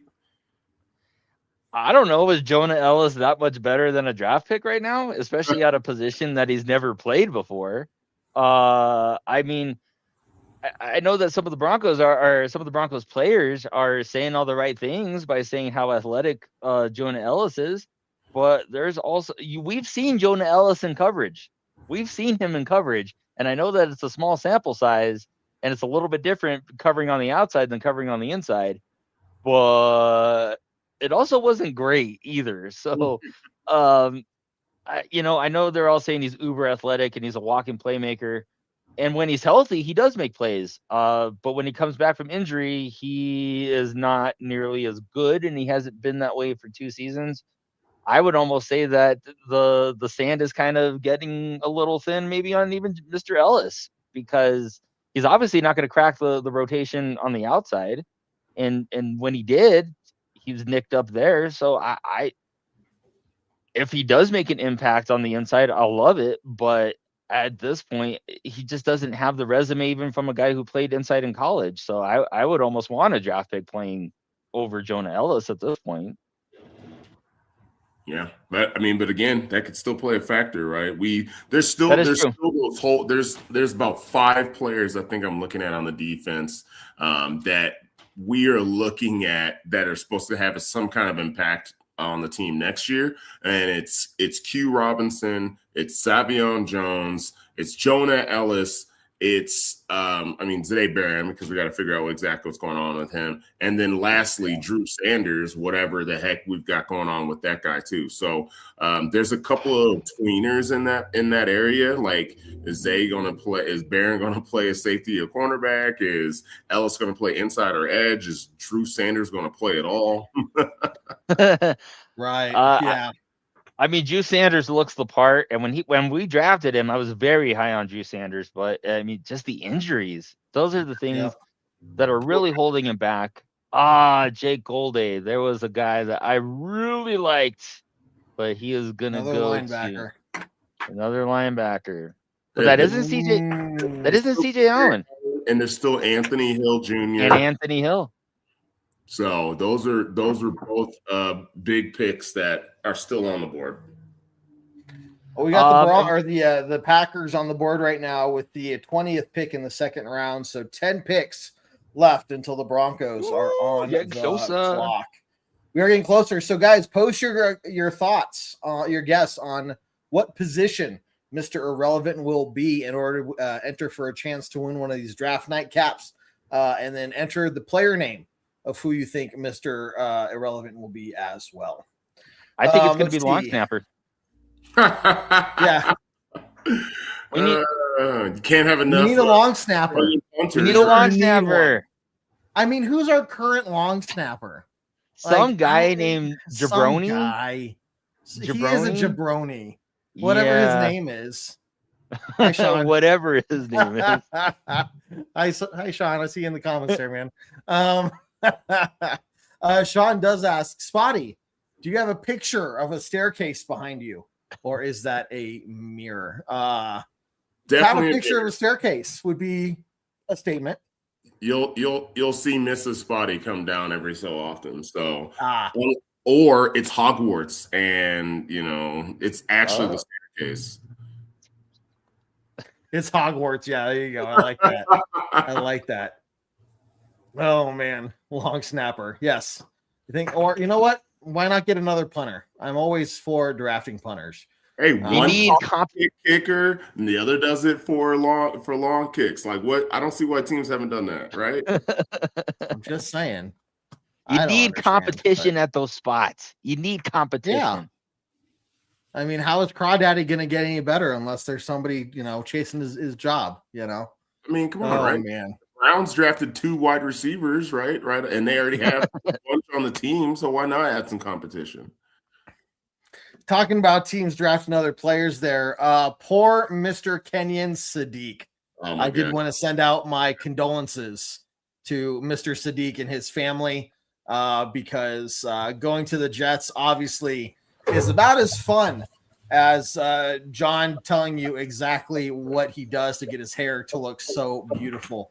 The end result is great, but it is quite the process. And to hear you talk about it, John, is something. But dude, Johnny boy, how you doing, man? Glad to see you here. Straight, or is that a mix? What's that? Is that straight or is that a mix? Well, I don't know why you're asking so many questions. All right, I just got here. That's a Scotty. mix. That's a mix. I hope it's That's a mix. exact- That's a lot. It's got a large ice cube in the middle. All right, as you should yes, drink bourbon, yes. and so it's like 2 shots. All right, we're fine. It looks bigger than it really is. Hey, only all old right? ladies count. Only old ladies count. We, Things in the mirror are larger than you think. No, larger than they appear. We can't all be spotty. All right. Yeah, believe me, I've tried. I can't pull it off. I'm not cool enough. So the cowboy hat just doesn't look good on my head. What is the preferred hat for your head shape and size? Who, me? It's Yeah. probably that horse. The horse Visors and regular ball It's probably caps. that horse head, Kev. Head. The horse head for sure. Oh, Yeah. you want the horse head?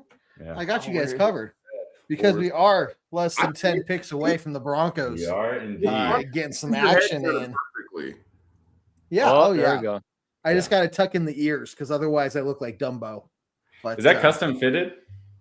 Did you no, get that no, molded no. to your head? This belonged to a David Womke or something like that. I don't know. I bought this off of eBay, and That's a sec. Oh, So- it's a second hand head. oh yeah, oh yeah. You couldn't Let's you see. couldn't buy it at the stadium? What, you had to go to eBay? Godfather situation. Did you take the head with it, or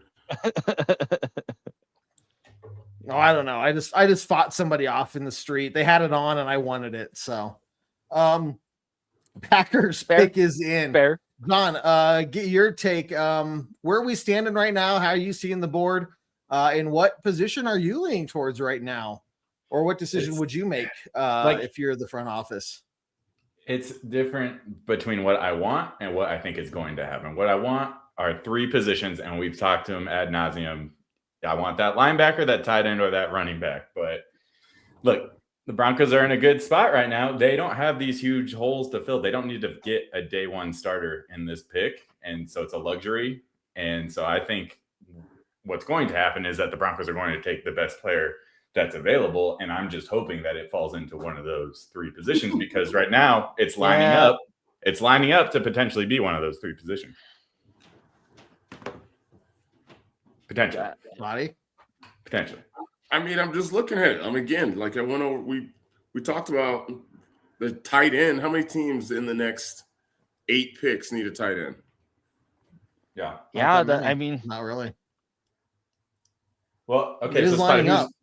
who's the tight end you want though? Because I feel like you're hyping Max Clare, right? Yeah, but Max Clare's a better blocker than Eli Stowers.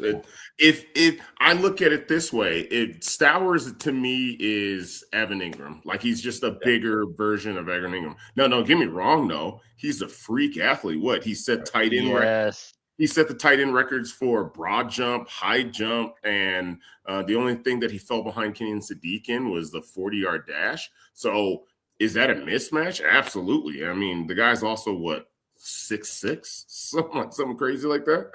So, like, I could be absolutely wrong. Maybe they eventually teach him that we've got 5 other tight ends on the team. Maybe they teach him how to block, and that's something that they can do. And he used to be a quarterback, so maybe he's got a lot going on between the ears. I'm skeptical of the tight ends on our team being able to teach anyone how to block. As much as Adam Trautman That's a fair touted by point. this front office as the best blocker in the league at tight end, my eyes say differently when I see it on the field. Nate Atkins can block. Nate Atkins. Right. Isn't he a fullback? Yeah, I mean, He's he's like- like that hybrid fullback. Tight He's end, a which hybrid fullback. I like Nate Atkins. I like Nate Atkins too. I like Lucas Kroll. I wonder why they don't use him more often. Who's that? What wasn't he? Don't you start with me, Kev Dan. Hey, guys. I will. You will see me go. No, you I'm what? just kidding. You what? Yeah, that's what I thought. No, I'm just kidding. Hey guys, I'm putting a poll in the chat. What position will the Broncos draft with their second round pick? You'll want to. You can put a if I can move this. Yeah. Type in. This is brand new. This is a brand new thing. Type in 1 for tight end, 2 running back, 3 for inside linebacker, or type 4 for other to enter your thought on what the Broncos will do with the second round pick. But type that into the chat, 1, 2, 3, or 4, based off those positions there. I want to hear from you guys as we get close. Pat McAfee taking up a whole bunch of time announcing the pick for the Colts there. Just grandstanding a little bit. No, I'm just kidding. Love That's Pat literally his McAfee. whole entire life. That's like, Yeah, I know, right?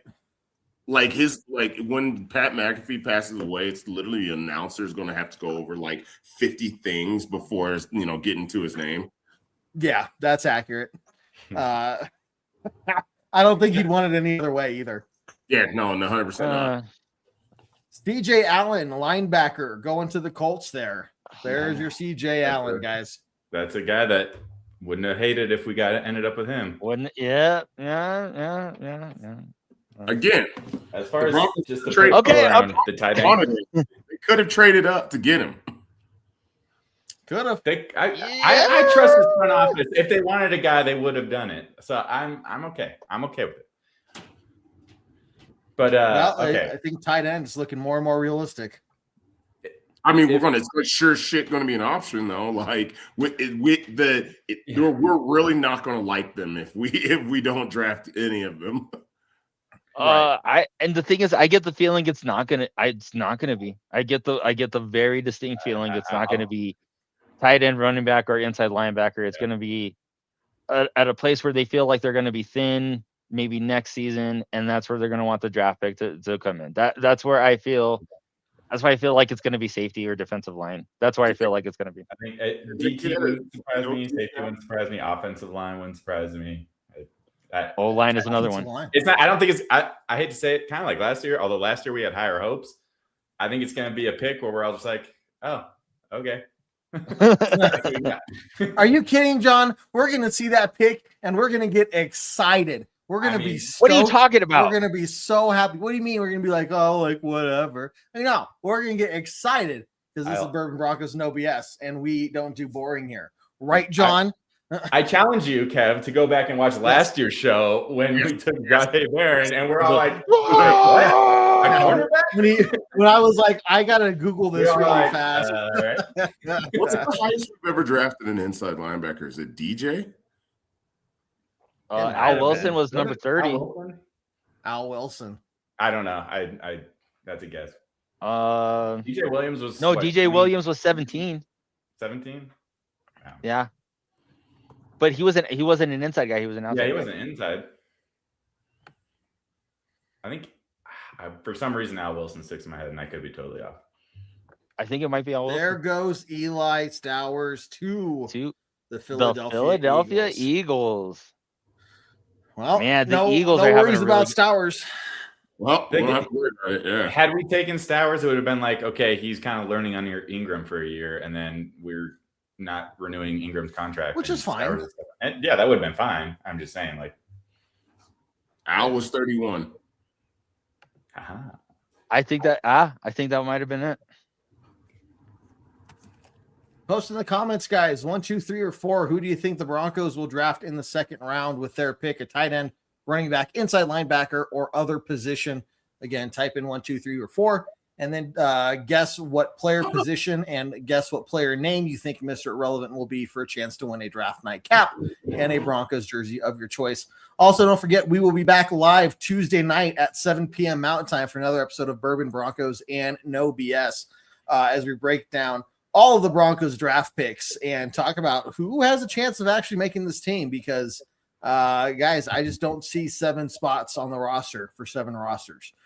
For 7 rookies there. So it'll be interesting to see who is going to make this team. I know the Broncos pride themselves in the history that they have of a undrafted rookie getting signed to the team and making the roster.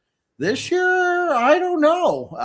It's going to be interesting to see if that actually happens. But look, I think in general, we just know that we have the same team we have last year. And this draft is really kind of geared towards the future. So it's exciting. I mean, in that regard, look, we're starting to build towards something that's going to keep us competitive for the next, 2, 3, 4, 5+ years down the line.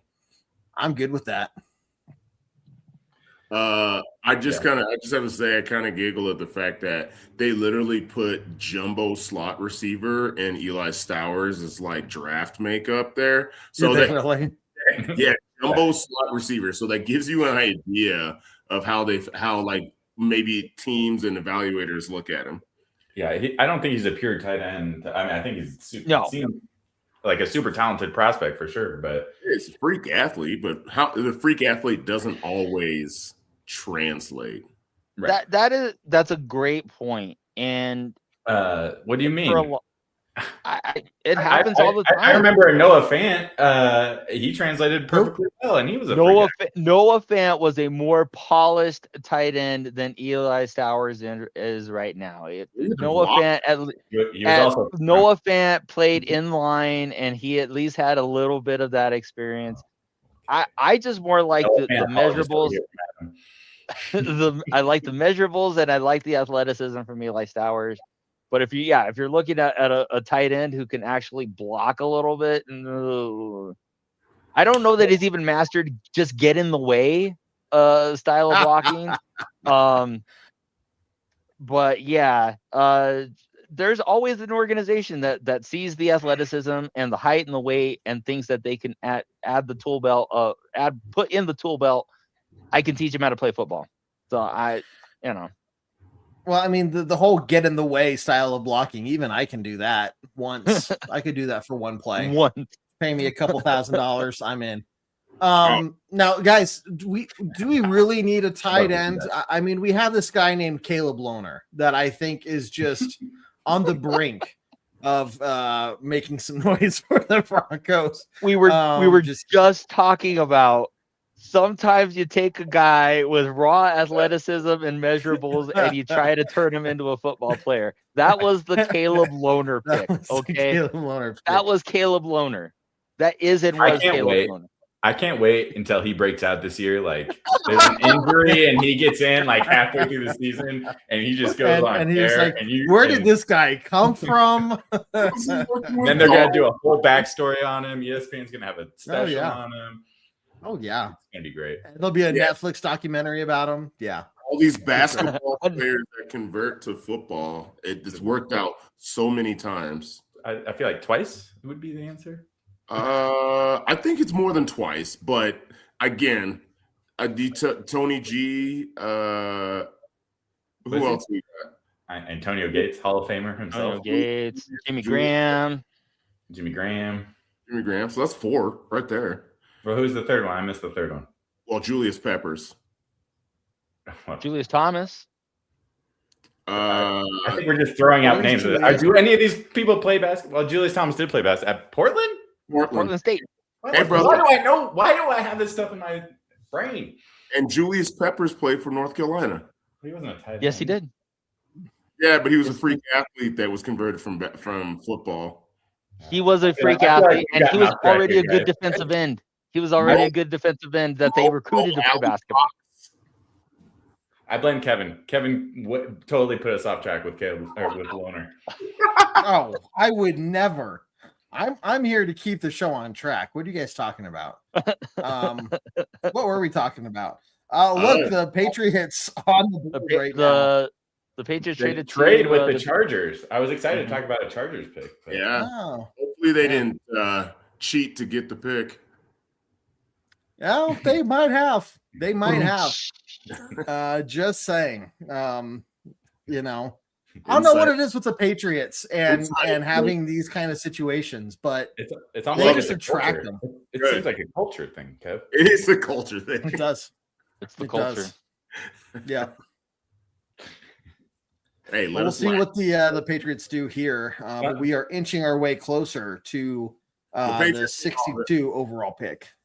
Hey, don't worry. The Patriots head coach won't be there for their 4th through 7th round picks Because that really matters. That's a tomorrow thing.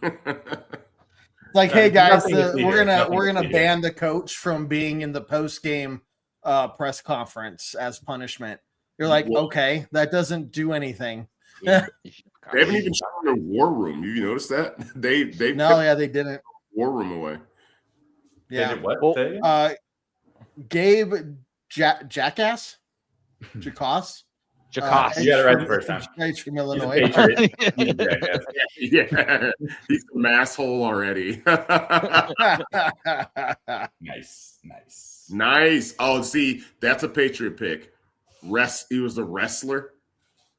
Yeah. Yeah. You know that Bill Belichick really liked guys that played multiple sports, lacrosse players, and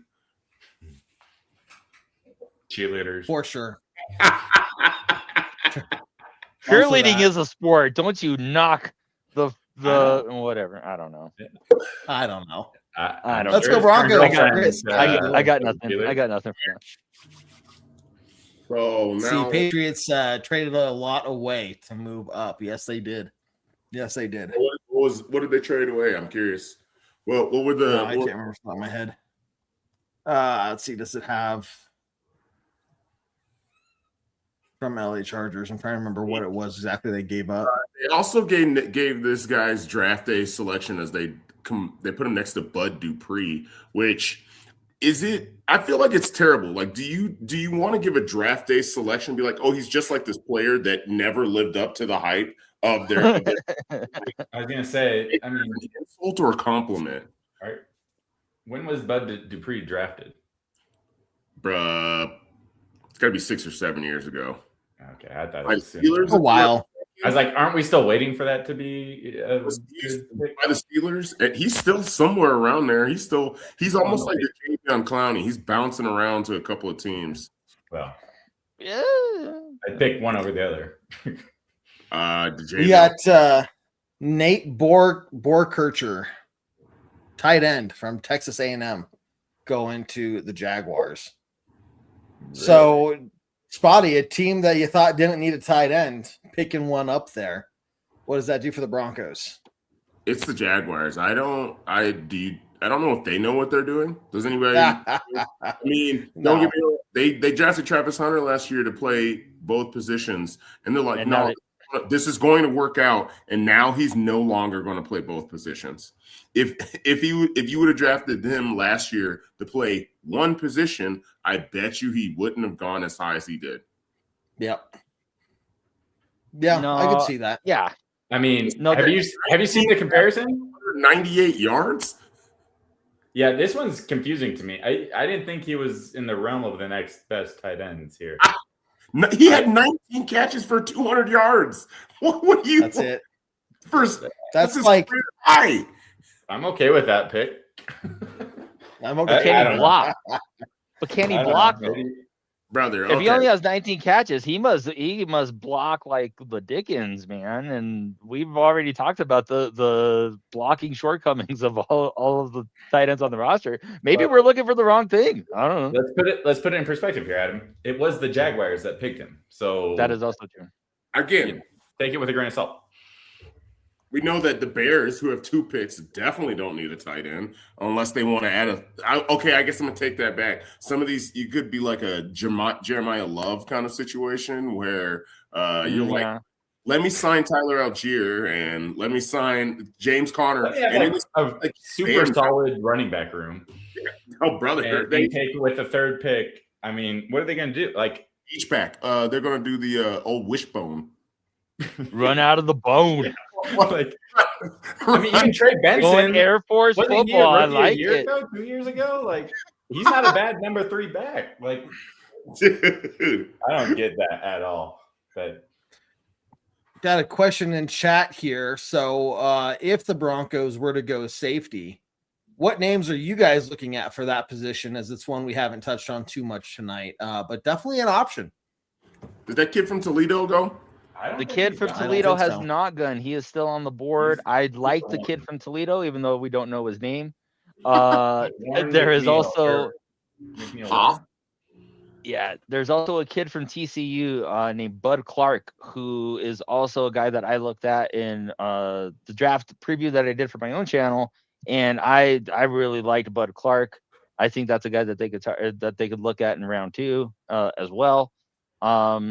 Has a little bit of kind of center field hybrid safety game to him, so I think he can play a little bit of both. Tackling's got to be short up a little bit, but I do like all the potential that he has. Plus, he's a guy that you can redshirt this year and just play in sub packages. Yeah, I think Emmanuel Warren.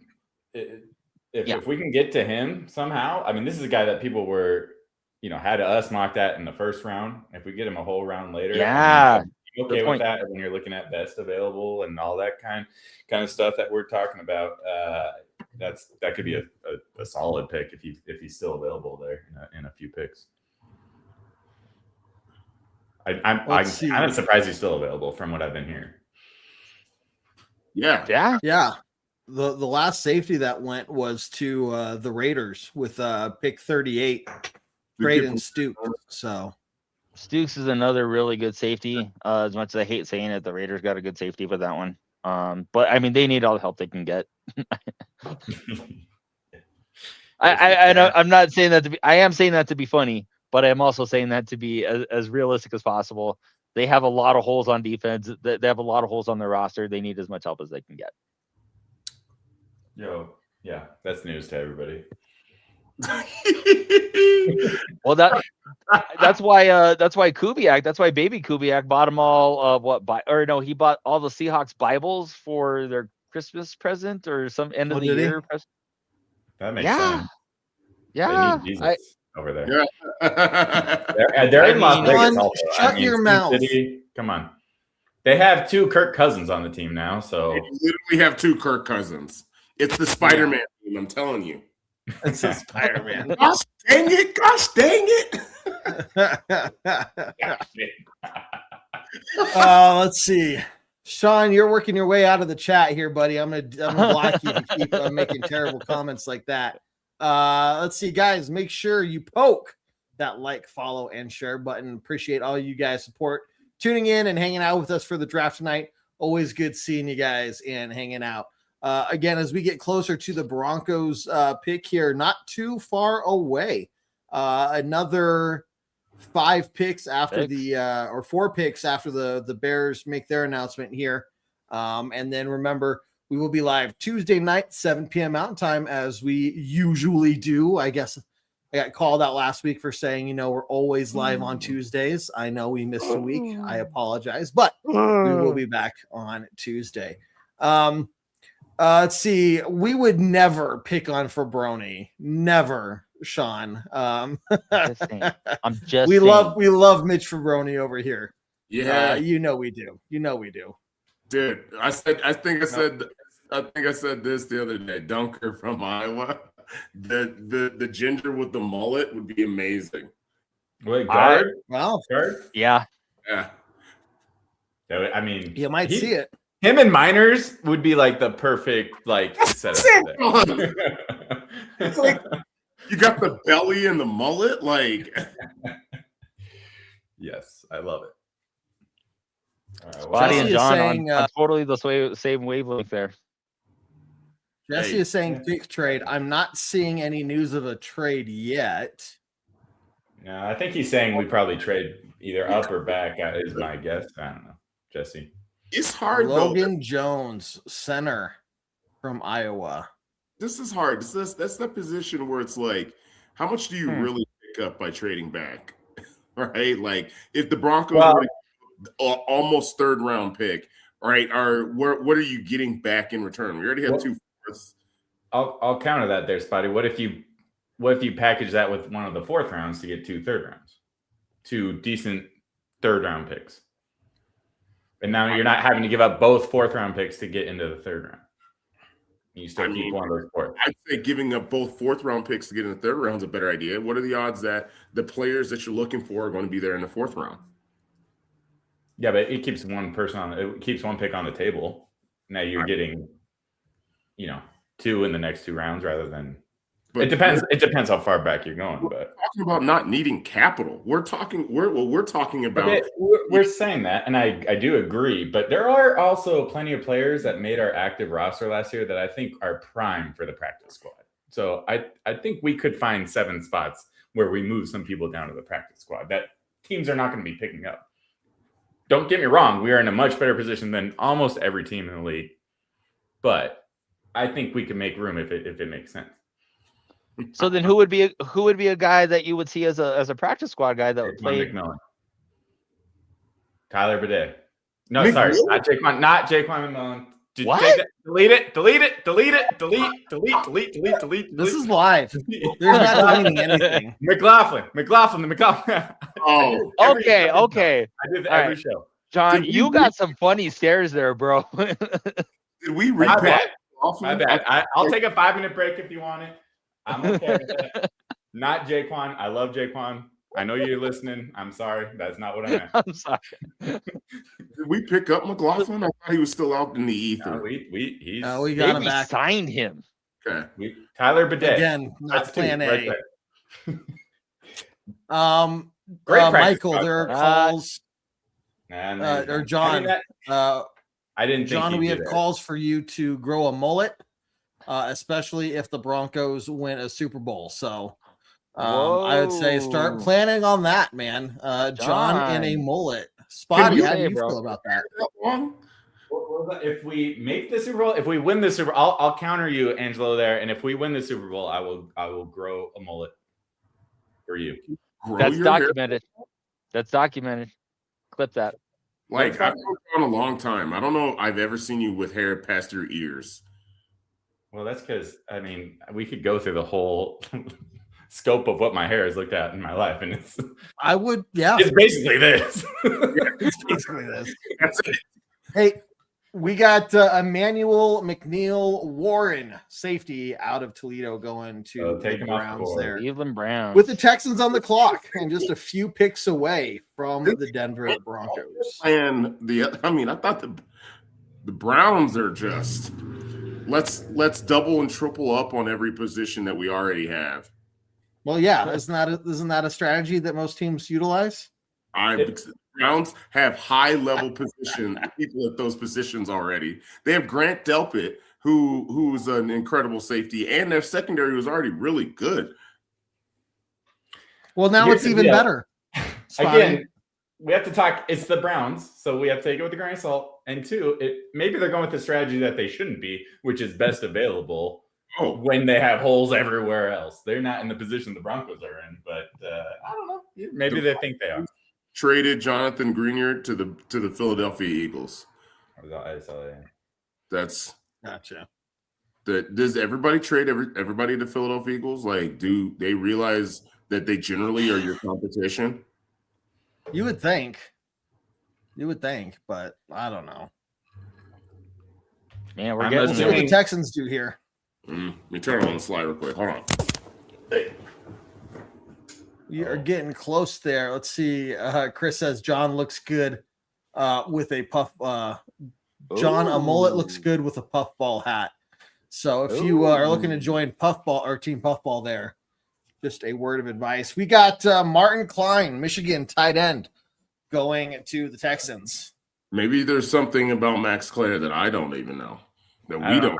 I'm curious because you seem to be the one that comments the most that he's a good blocker, and I don't know if I've seen that. So I'm curious where you're seeing that from, Spotty. That's like a requirement for Ohio State linebackers. They don't need receiving tight ends. Yeah. I mean, Okay. Last So, Ohio that's what the info is coming from, is because it's Dude, Ohio. I mean, he's a transfer from Purdue to go to Ohio State after Stovers left them to go to play for the Texans.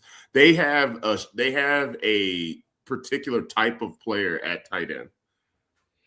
I mean, you know more than me on Claire, but I'll trust you on that because I am sick of not having a guy that can block and receive at that position and makes us one-dimensional depending on who's in the game.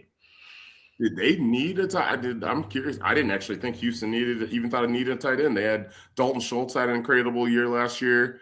So I mean that is a fair point, but I mean, I don't know too much about this or about the Michigan guy, but I mean, I would think Michigan tight ends are kind of in the same boat as Ohio State tight ends. If you draft a tight end from Michigan, you're probably going to get a decent. You're probably going to get a decent one. They churn out good tight end prospects at Michigan. So I mean, I also feel like his name was coming up as a potential for us in the 4th round, though. It seems like he wasn't going to be a 2nd round. I will agree with that. If you love a guy where you have him, you take him where he is. I suppose. I will say though that it still looks like the board is really falling the way that Denver can maybe grab one of these positions that everybody's clamoring for. I don't want to say anything because every time that we throw out a name, they get picked up. So I'm not throwing out any more names now. I know that he's a tight end too and inside linebacker. Yeah. So I do think that there are good players out there at 62. And I think we're gonna get one of the good ones. I think I know that we're kind of all like a little curious on what's gonna happen because they could go in a number of different directions. But with that being said, I think we're all gonna be pleasantly happy with whoever they pick here in 2 picks. Yeah. I think it makes me feel like we're not trading out of this pick. I think we're sticking at 62. It certainly looks like it. But just from what you were saying, like you're trading back to gain what at this point, and who's gonna who needs your pick in order to leapfrog? So it always kind of seemed like Denver was really locked in to what they were doing, especially with Peyton saying that they were really looking at guys from anywhere from 50 to 62. That was their focus. So I'm sure they feel like, as with all NFL teams, for what it's worth, I feel like they probably have a good idea of who they're going to take, and they like who they're going to pick here in the next couple of picks. I like it. Well, this is the last commercial break before the Broncos will get their pick in. The Titans already have their pick made. Then we got the LA Rams, who just had a beautiful jersey redesign. It was monumental, the changes that they made. And I'm just so proud of them for taking such a giant leap forward they're pathetic. Anyway, then we got the Broncos, and that's all we really care about here today. Can we go to Chris's comment here? Or no? Wait. Yeah.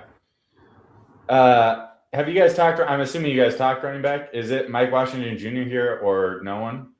Is that the only running back that I think that's probably, I mean, I don't know if it's worth a round 2 pick for a running back at this point. For me, it's not worth a round 2 just because it's going to be as insurance for if and when J.K. Dobbins goes down, and J.K. Dobbins and R.J. Harvey are the 2 tailbacks that we have who get the primary amount of carries.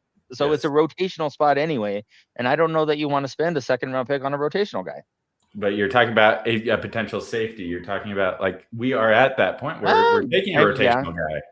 Like, we're not taking a starter right now. No, that's true. But just with the way that the NFL is constructed and with Denver being a running back by committee team, I don't know that I necessarily want to take another running back. And not take a running back, just not take him with the 2nd round. That's all. I agree with the comments too, because Washington fumbles too much, and I also believe that he is a player that is a freak athlete, and that's why he jumped up the board so much. Damn it. Anthony Hill Jr. to the Titans. Gone. So for sure, That's I a don't. little bit of a bummer. Sorry to interrupt you, Spotty.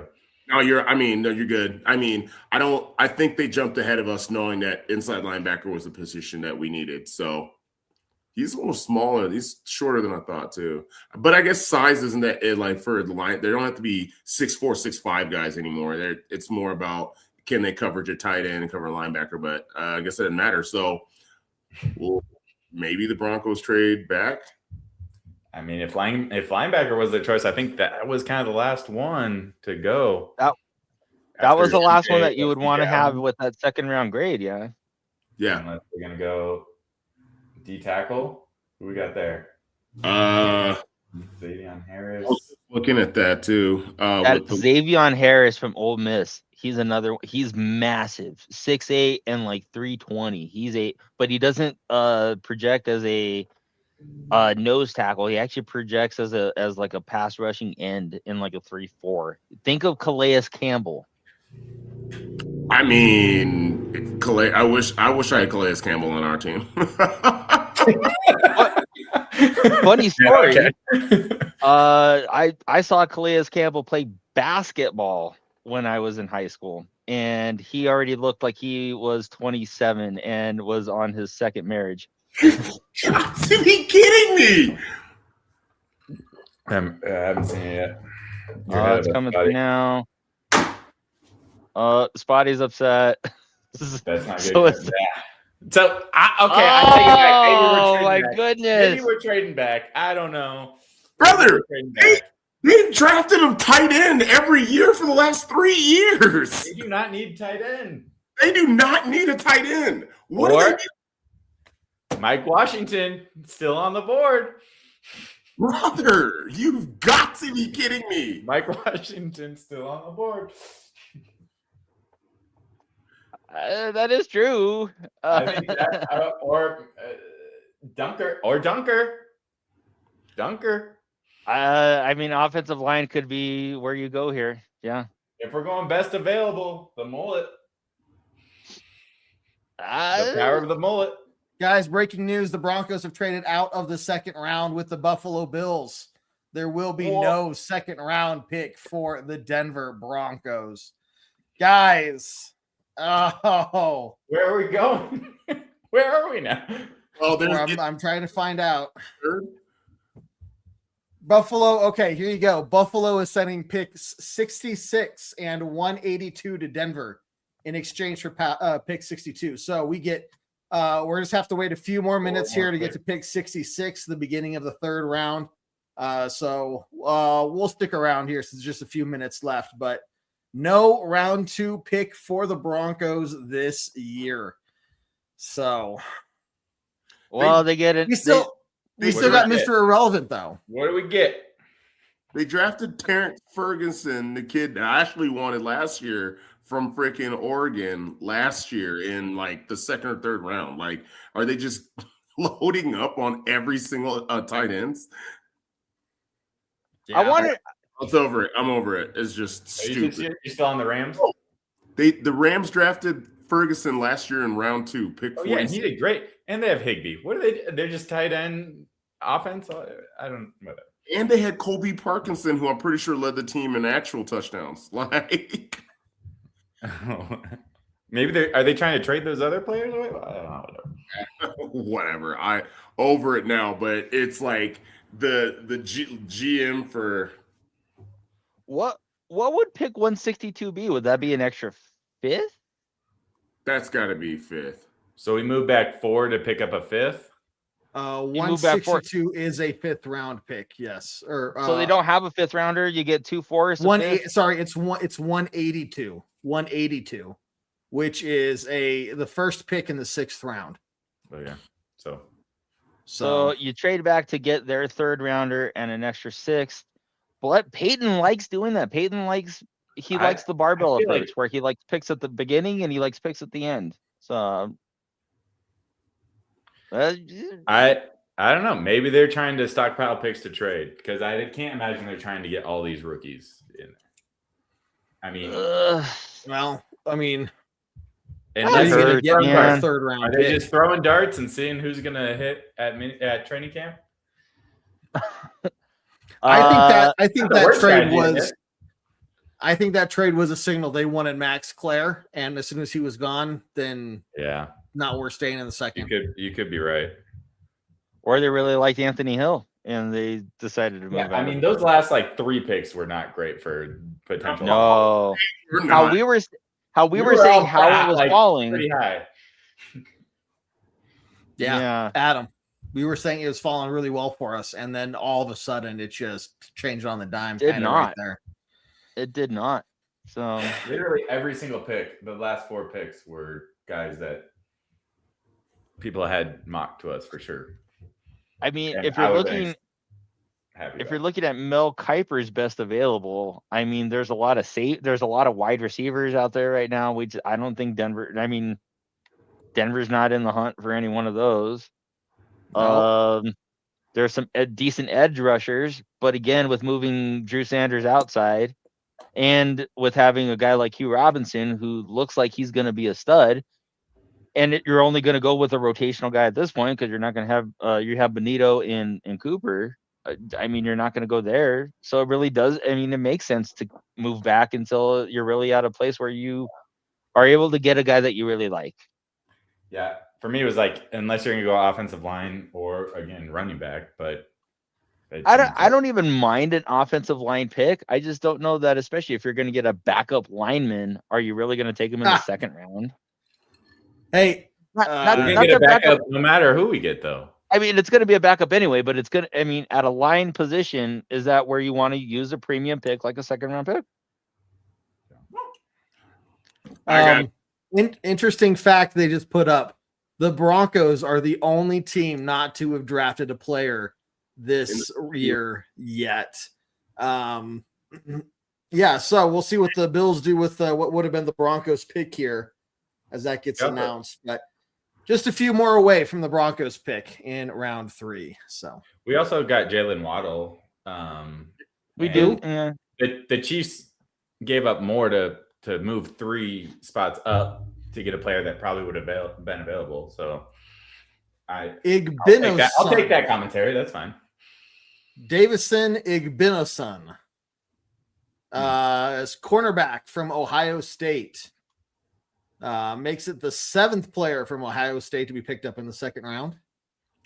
But there you go. And now we have about 4 picks until the Broncos. Kevin, I saw you highlighted the comment about Chris Bell. Yeah. It's wide receiver out of Louisville. He's really good, except he hurt himself at the end of last year. Was it ACL, if I'm not mistaken? But he's definitely going to be picked up by a team, and it's going to be he's not going to probably not play immediately. But I don't see the Broncos choosing him unless we expect Cortland Sutton to not be our one over the next couple of years. Yeah, right. I think I'd be shocked if he was a wide receiver. Comment here from Chris. Eli from Navy would be a good fit for Denver. And I'm just going to throw this out there right here, right now. No, because can you imagine how obnoxious Jared would be if we had a player from Navy on the team? So no, just no Navy players. We don't need to be worrying about them picking up powdered soap in the locker room and doing Navy things. Okay. I'm just going to throw that out there. Bye, everybody. In all honesty, guys, Support our troops. That and send it to Jared. At a time right now, you're gonna say that. Hey, it's Air Force, Navy. We get to make fun of each other. It's okay. If you're not a vet or not in the service, you don't get to, but we get to pick on each other. And Jared has laughed at that joke all 20 times I've told it. You're backtracking. But in all honesty, Eli, Literally. this Eli guy from Navy, I don't even know what his last name is. What's your guys' take on him? Navy guys are not in my wheelhouse of people to research. I need a little bit more information than Eli, but you guys probably are more prepared than I am for this show. Chris, he's like, wow. Yeah, I went there. I love my Navy brothers, but My brothers and sisters over there. You will use some of those picks to get your guy, Jonah Coleman. What's that? Maybe we'll use some of those extra picks to get your guy, Jonah Coleman. Yeah, I wouldn't hate that. Would not hate that at all. And where do we have to get him? End of third round? Well, at this point, Beginning of third. At this point, it's all Coleman? Teams. I think we get him in the fourth. Yeah, I mean, I think he's potentially available in the fourth, but he's gotten a lot of hype too, which I don't know if that makes him go earlier or if that's all just noise. And all these GMs know where they're actually going to take a guy like him. I don't know. ESPN has 5 running backs ranked higher than him on their best player available list. I mean, how do we? I did see this in the chat. Oh, I'm sorry. Go ahead. Sorry. No. I saw this in the chat from Sean that we're the last team to sign anybody in free agency, and now we're the only team that hasn't drafted a player yet. Do you think maybe the Broncos are a little overconfident in the makeup of this roster? Based on their plan for free agency, they definitely are. I don't know if it's overconfident, but they're definitely confident. What? I hope it's not overconfident. I don't think Sean Payton's ever been accused of being overconfident. No, I can't imagine he's ever been. That's just not his personality ever. Sean Payton is a very shy, reclusive gentleman. Yes. That's a when Sean Payton. He speaks softly. So softly.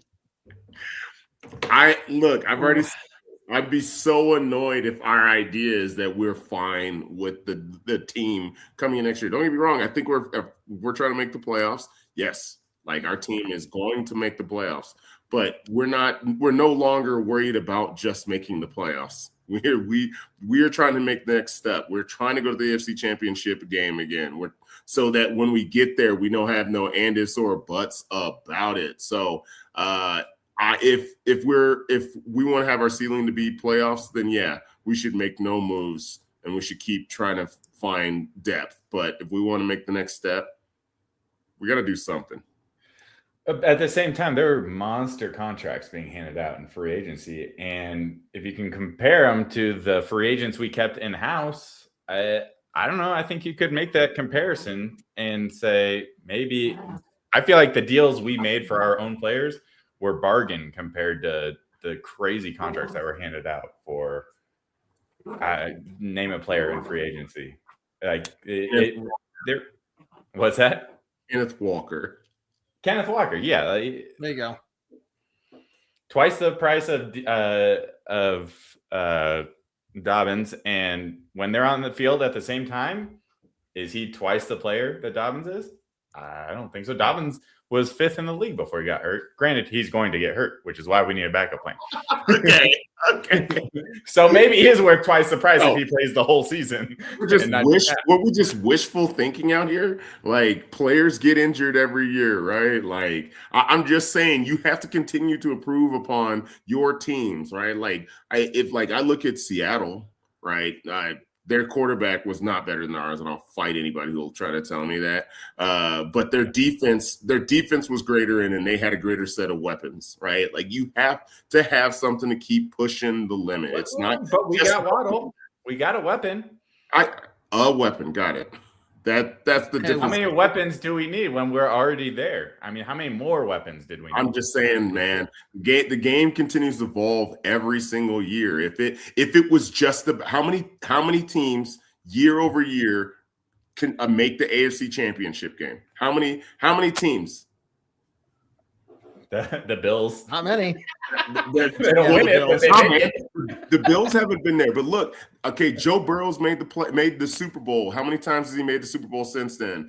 Josh Allen has been to the AFC Championship game. How many times has he made it back to the AFC Championship game? All right, I'm just saying, I'm pointing to teams that try to come back in the next year with the exact same team, and everybody's just staring at the freaking Chiefs as they make another AFC Championship game, right? Like we are in the most difficult division in the AFC, and you can make the argument that we're in the most difficult division in all of football. All right. Yeah. Like every single team in our division is making moves to make themselves better.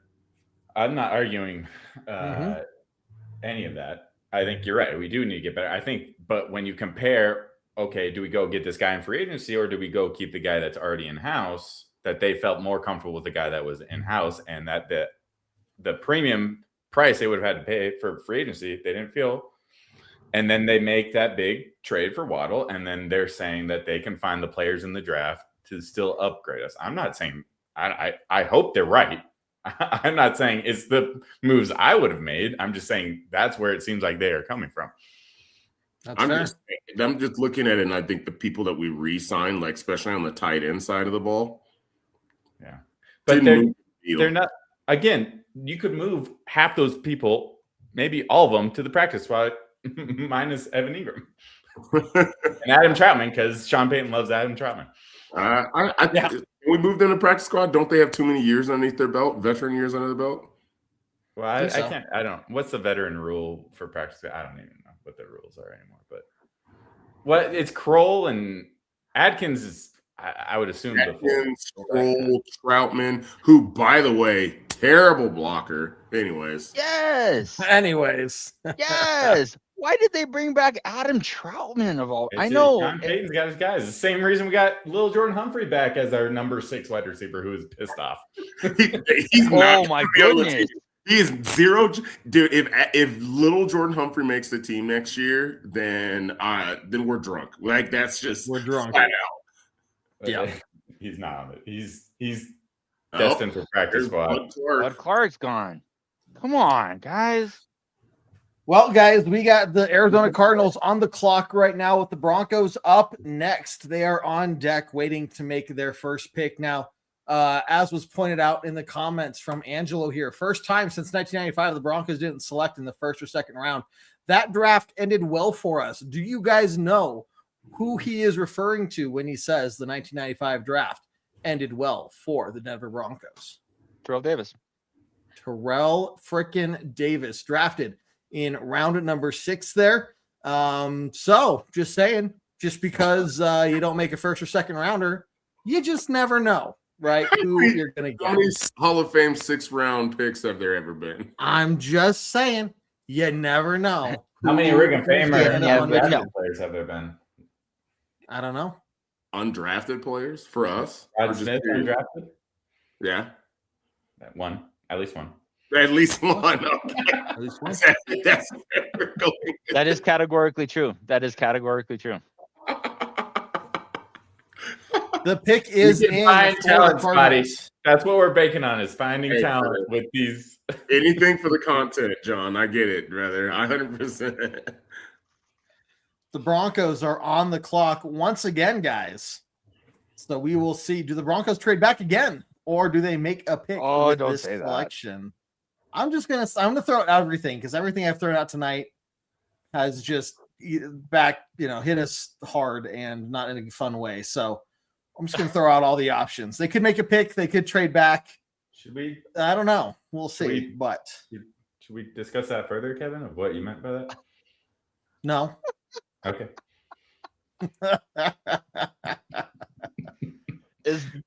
Never mind. Anyway. Never mind. Trade back again, Christopher says. Okay, well, with the Broncos on the clock, let's talk about it. Who do you guys want the Broncos to pick here? You are the GM, the coach, the final person to hand in the card with the name on it. Adam, start with you, man. Who are you looking at? Man. Again, I'm going to go with the dude that I've done some research on. I believe I know his first name is 𝐂𝐤𝐕𝐄. I can't remember his last name. He plays for Ole Miss. Again, a massive guy, 6'8", 310 pounds. 𝐂𝐤𝐕𝐄 Howard, I think that's Harris? I think that's the name. 𝐂𝐤𝐕𝐄 Harris. There we go. Harris. Sorry. I knew it started with an H. Big, massive guy. I think can fill the void at some point, even though we are going to have Savion Jones probably be the guy to fill that right now. I do think he has some versatility along the defensive line that you really look for. Plus, he's got great size because he's 6'8" and 310 pounds. So that would be my guy if they go here, beginning of the 3rd round. Spotty, John, what do you guys think? I mean, I'm surprised that 𝐁𝐫𝐸𝐿 McCoy is still available at corner, but he's a cornerback. And so it's like, do we really need that? Right. But best available, if that's what you're going to do, I think he might be the best available. Mike Washington Jr., again, running back. We talked. That's a position that we want some coverage there for Dobbins. But give me Dunker. I'm going with Dunker. I'm going with the mullet at this point. Give me the mullet. I want Dunker. You convinced me on him. Jennings, Dunker, pair him on the line with the belly. Give me the belly and the mullet. Belly. Give me it all day long. I would actually be happy at this point if we got the mullet. Dude, I like how you brought up McCoy because I was looking over best players available like overall, and I'm like, Riley Moss's contract is. Thank you. Okay. Yes. It's not such yes. the idea for us to do that. Who are you taking, Spotty? Who are you hoping for? Oh my gosh, dude! I'm looking at it too because I could easily see us going with the D tackle. I could easily go in D tackle. I think someone brought up in the comments Orange from Iowa State. Oh, yep. Which, I mean, that would make sense. I'd be okay with Orange on the Broncos. Yeah, I went there. They just took the sloth. They what? Carson Beck to the Cardinals. The Cardinals? What? Cardinals are gonna Cardinal because that is. How'd you go? Okay. From Murray to Carson Beck. I mean, I just look at you. Here's the thing with quarterbacks. He said the sloth. Look at the face. You got to look at the face when you're picking quarterbacks. You got to look at the face and know. Just look at the face and know if they're gonna be who you think they want or who you want them to be. It's Sid the Tony, sloth. I'm gonna counter this. Just because you need a quarterback doesn't mean that you need to take any quarterback. Right. I think this is definitely a situation where they said, "Oh, we got in a lot of trouble from people yesterday for not picking a quarterback with the 3rd overall. So let's just pick one out of the hat, name out of the hat, and that's going to be our guy." I don't know. In their defense, definitely not what I expected. Ty Simpson at number 3, that would have been ridiculous. But that dude's got a 5 head. The Broncos pick is in, guys. He's got an extra. He's got a lot of things. Oh my gosh. I mean, I guess Andrew Luck was pretty goofy looking. Yeah. I mean, you can't argue that. Until he grew a beard. That's fine. It could be a bad take. I'm sorry, but no. Any take's a good take here at Bourbon Broncos No BS, especially when the show's been going on for almost 2.5 hours. As we wait for them to name who the Broncos have selected here at the number 66 overall You're draft. not trading. Cody Rourke already. No, we're not trading. No, Cody Rourke dropped it already too. Why are you getting ahead of us, buddy? Don't. I'm still. I got no. I mean, I haven't seen it. I just don't like it when they put it out before the. Damn it, Cody Rourke! Why would you do that? We've had him on our show. Body's reaction. I don't know if I like it or not. It's like last year, John. Oh, sweet. So we got a kicker. TJ Ward announcing for the Broncos. I think that is cool that Boss Ward is announcing the pick. Dude, all the Broncos players that had long careers elsewhere, they've attached themselves to Denver. Yes. Denver. And not just Peyton, but 𝐃𝐫𝐚𝐟𝐭. What's his face? Simmons. Justin. Mm-hmm. Here it is. Yeah. Spotty, you're right. Tyler Onyedum. Defensive tackle. Whoa! What a pick! That is the most amazing pick I've ever seen. Don, thank you. I'm so glad to see you're so excited. Welcome to the Broncos, Tyler Onyedum. We're gonna have to learn how to say that. Yeah. Yeah. I don't think he slates as a defensive tackle because he's only 290 pounds. So again, like I feel like he's much closer to like the size that JFM was. So he's probably more of a because JFM played the DN spot for us. Yeah. Well, You don't think Just looking at his 290 highlights. defensive tackle? I mean, it's 6'3" now. I just don't feel like he's going to like sit there D tackle. You're talking about like an anchor. You're talking about like a 6'4", 295 pounds. So he's just a shade under 300. 6'4", 300 is basically what you would want size wise from like a rush 3-4 end. So I would say that sounds about right. so JFM. And especially where you got him, I like that. I'm okay with that. And the Broncos were able to go for he's it. not a run stopper. Like everything that I've read about him so far isn't saying that he's a run stopper. It said he's a quick first step. So it's somebody that we're specifically looking to maybe rotate in. He can blitz whenever we need to. He sounds like JFM. I was gonna say that sounds exactly like JFM. JFM wasn't a run stopper. And like Ken says it's disappointing. The guy's definitely not going to be helping the team this year. But again, we've been saying we're not expecting the players, and maybe he will, but even then, like if he doesn't, I'm not going to be worried or concerned that he was a bust or a wasted pick, right? This is going to be something where we really wait to see 2 years, 3 years from now how these guys are doing.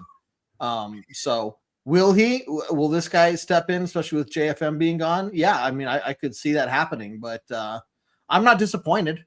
I think obviously the Broncos saw a guy they needed, and they went for a position that obviously just we weren't expecting very much. But I think this will lead to the Broncos kind of targeting running back, maybe that tight end later on here in the draft. But I mean, we got our guy, so there you have it.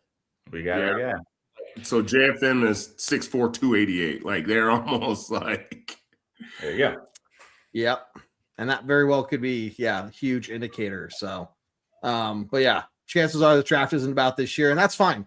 I'm going to trust what Sean Payton, George Payton are doing because they've shown over the last couple of years that they do know what they're doing. So I'm going to sit back and just be happy that we got another player. But let's do some closing thoughts here. I know we've been going for about 2.5 hours now, guys. We'll have a whole lot more information on Tuesday night at 7 p.m. Mountain Time when we break down the full draft pick selections from the Broncos and see what we have there. But John, buddy, again, thank you for joining and good to see you here tonight. What's your take on this pick and what the Broncos might do the rest of the draft here? Well, I don't want to say I called it, but I definitely called it that we had no idea the name of the person that we drafted. And look, that's okay. It was a luxury pick.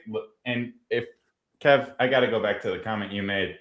Is this guy a bust? I think when you're getting to the third round, it's hard to say that someone's going to be a bust or not. Like you're going to have to give them quite a while. And how many, aside from first round picks, maybe early second round picks, we're not really calling people busts or not. Like that's really a first round thing, in my opinion. And maybe I'm off on that. You guys can correct me. I'm happy to be corrected. But at this point, we knew after that Waddle trade that this was going to be a draft that we were looking for players to develop and maybe be contributors, but not necessarily immediate starters.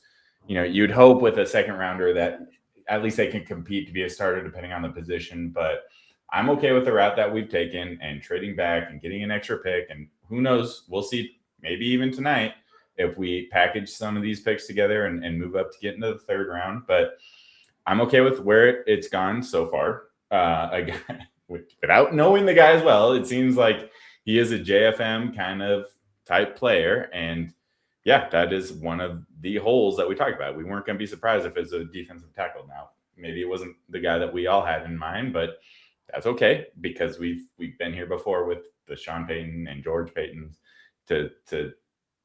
they seem, I have faith in them enough to say that I'm okay with this pick for now, just like last year.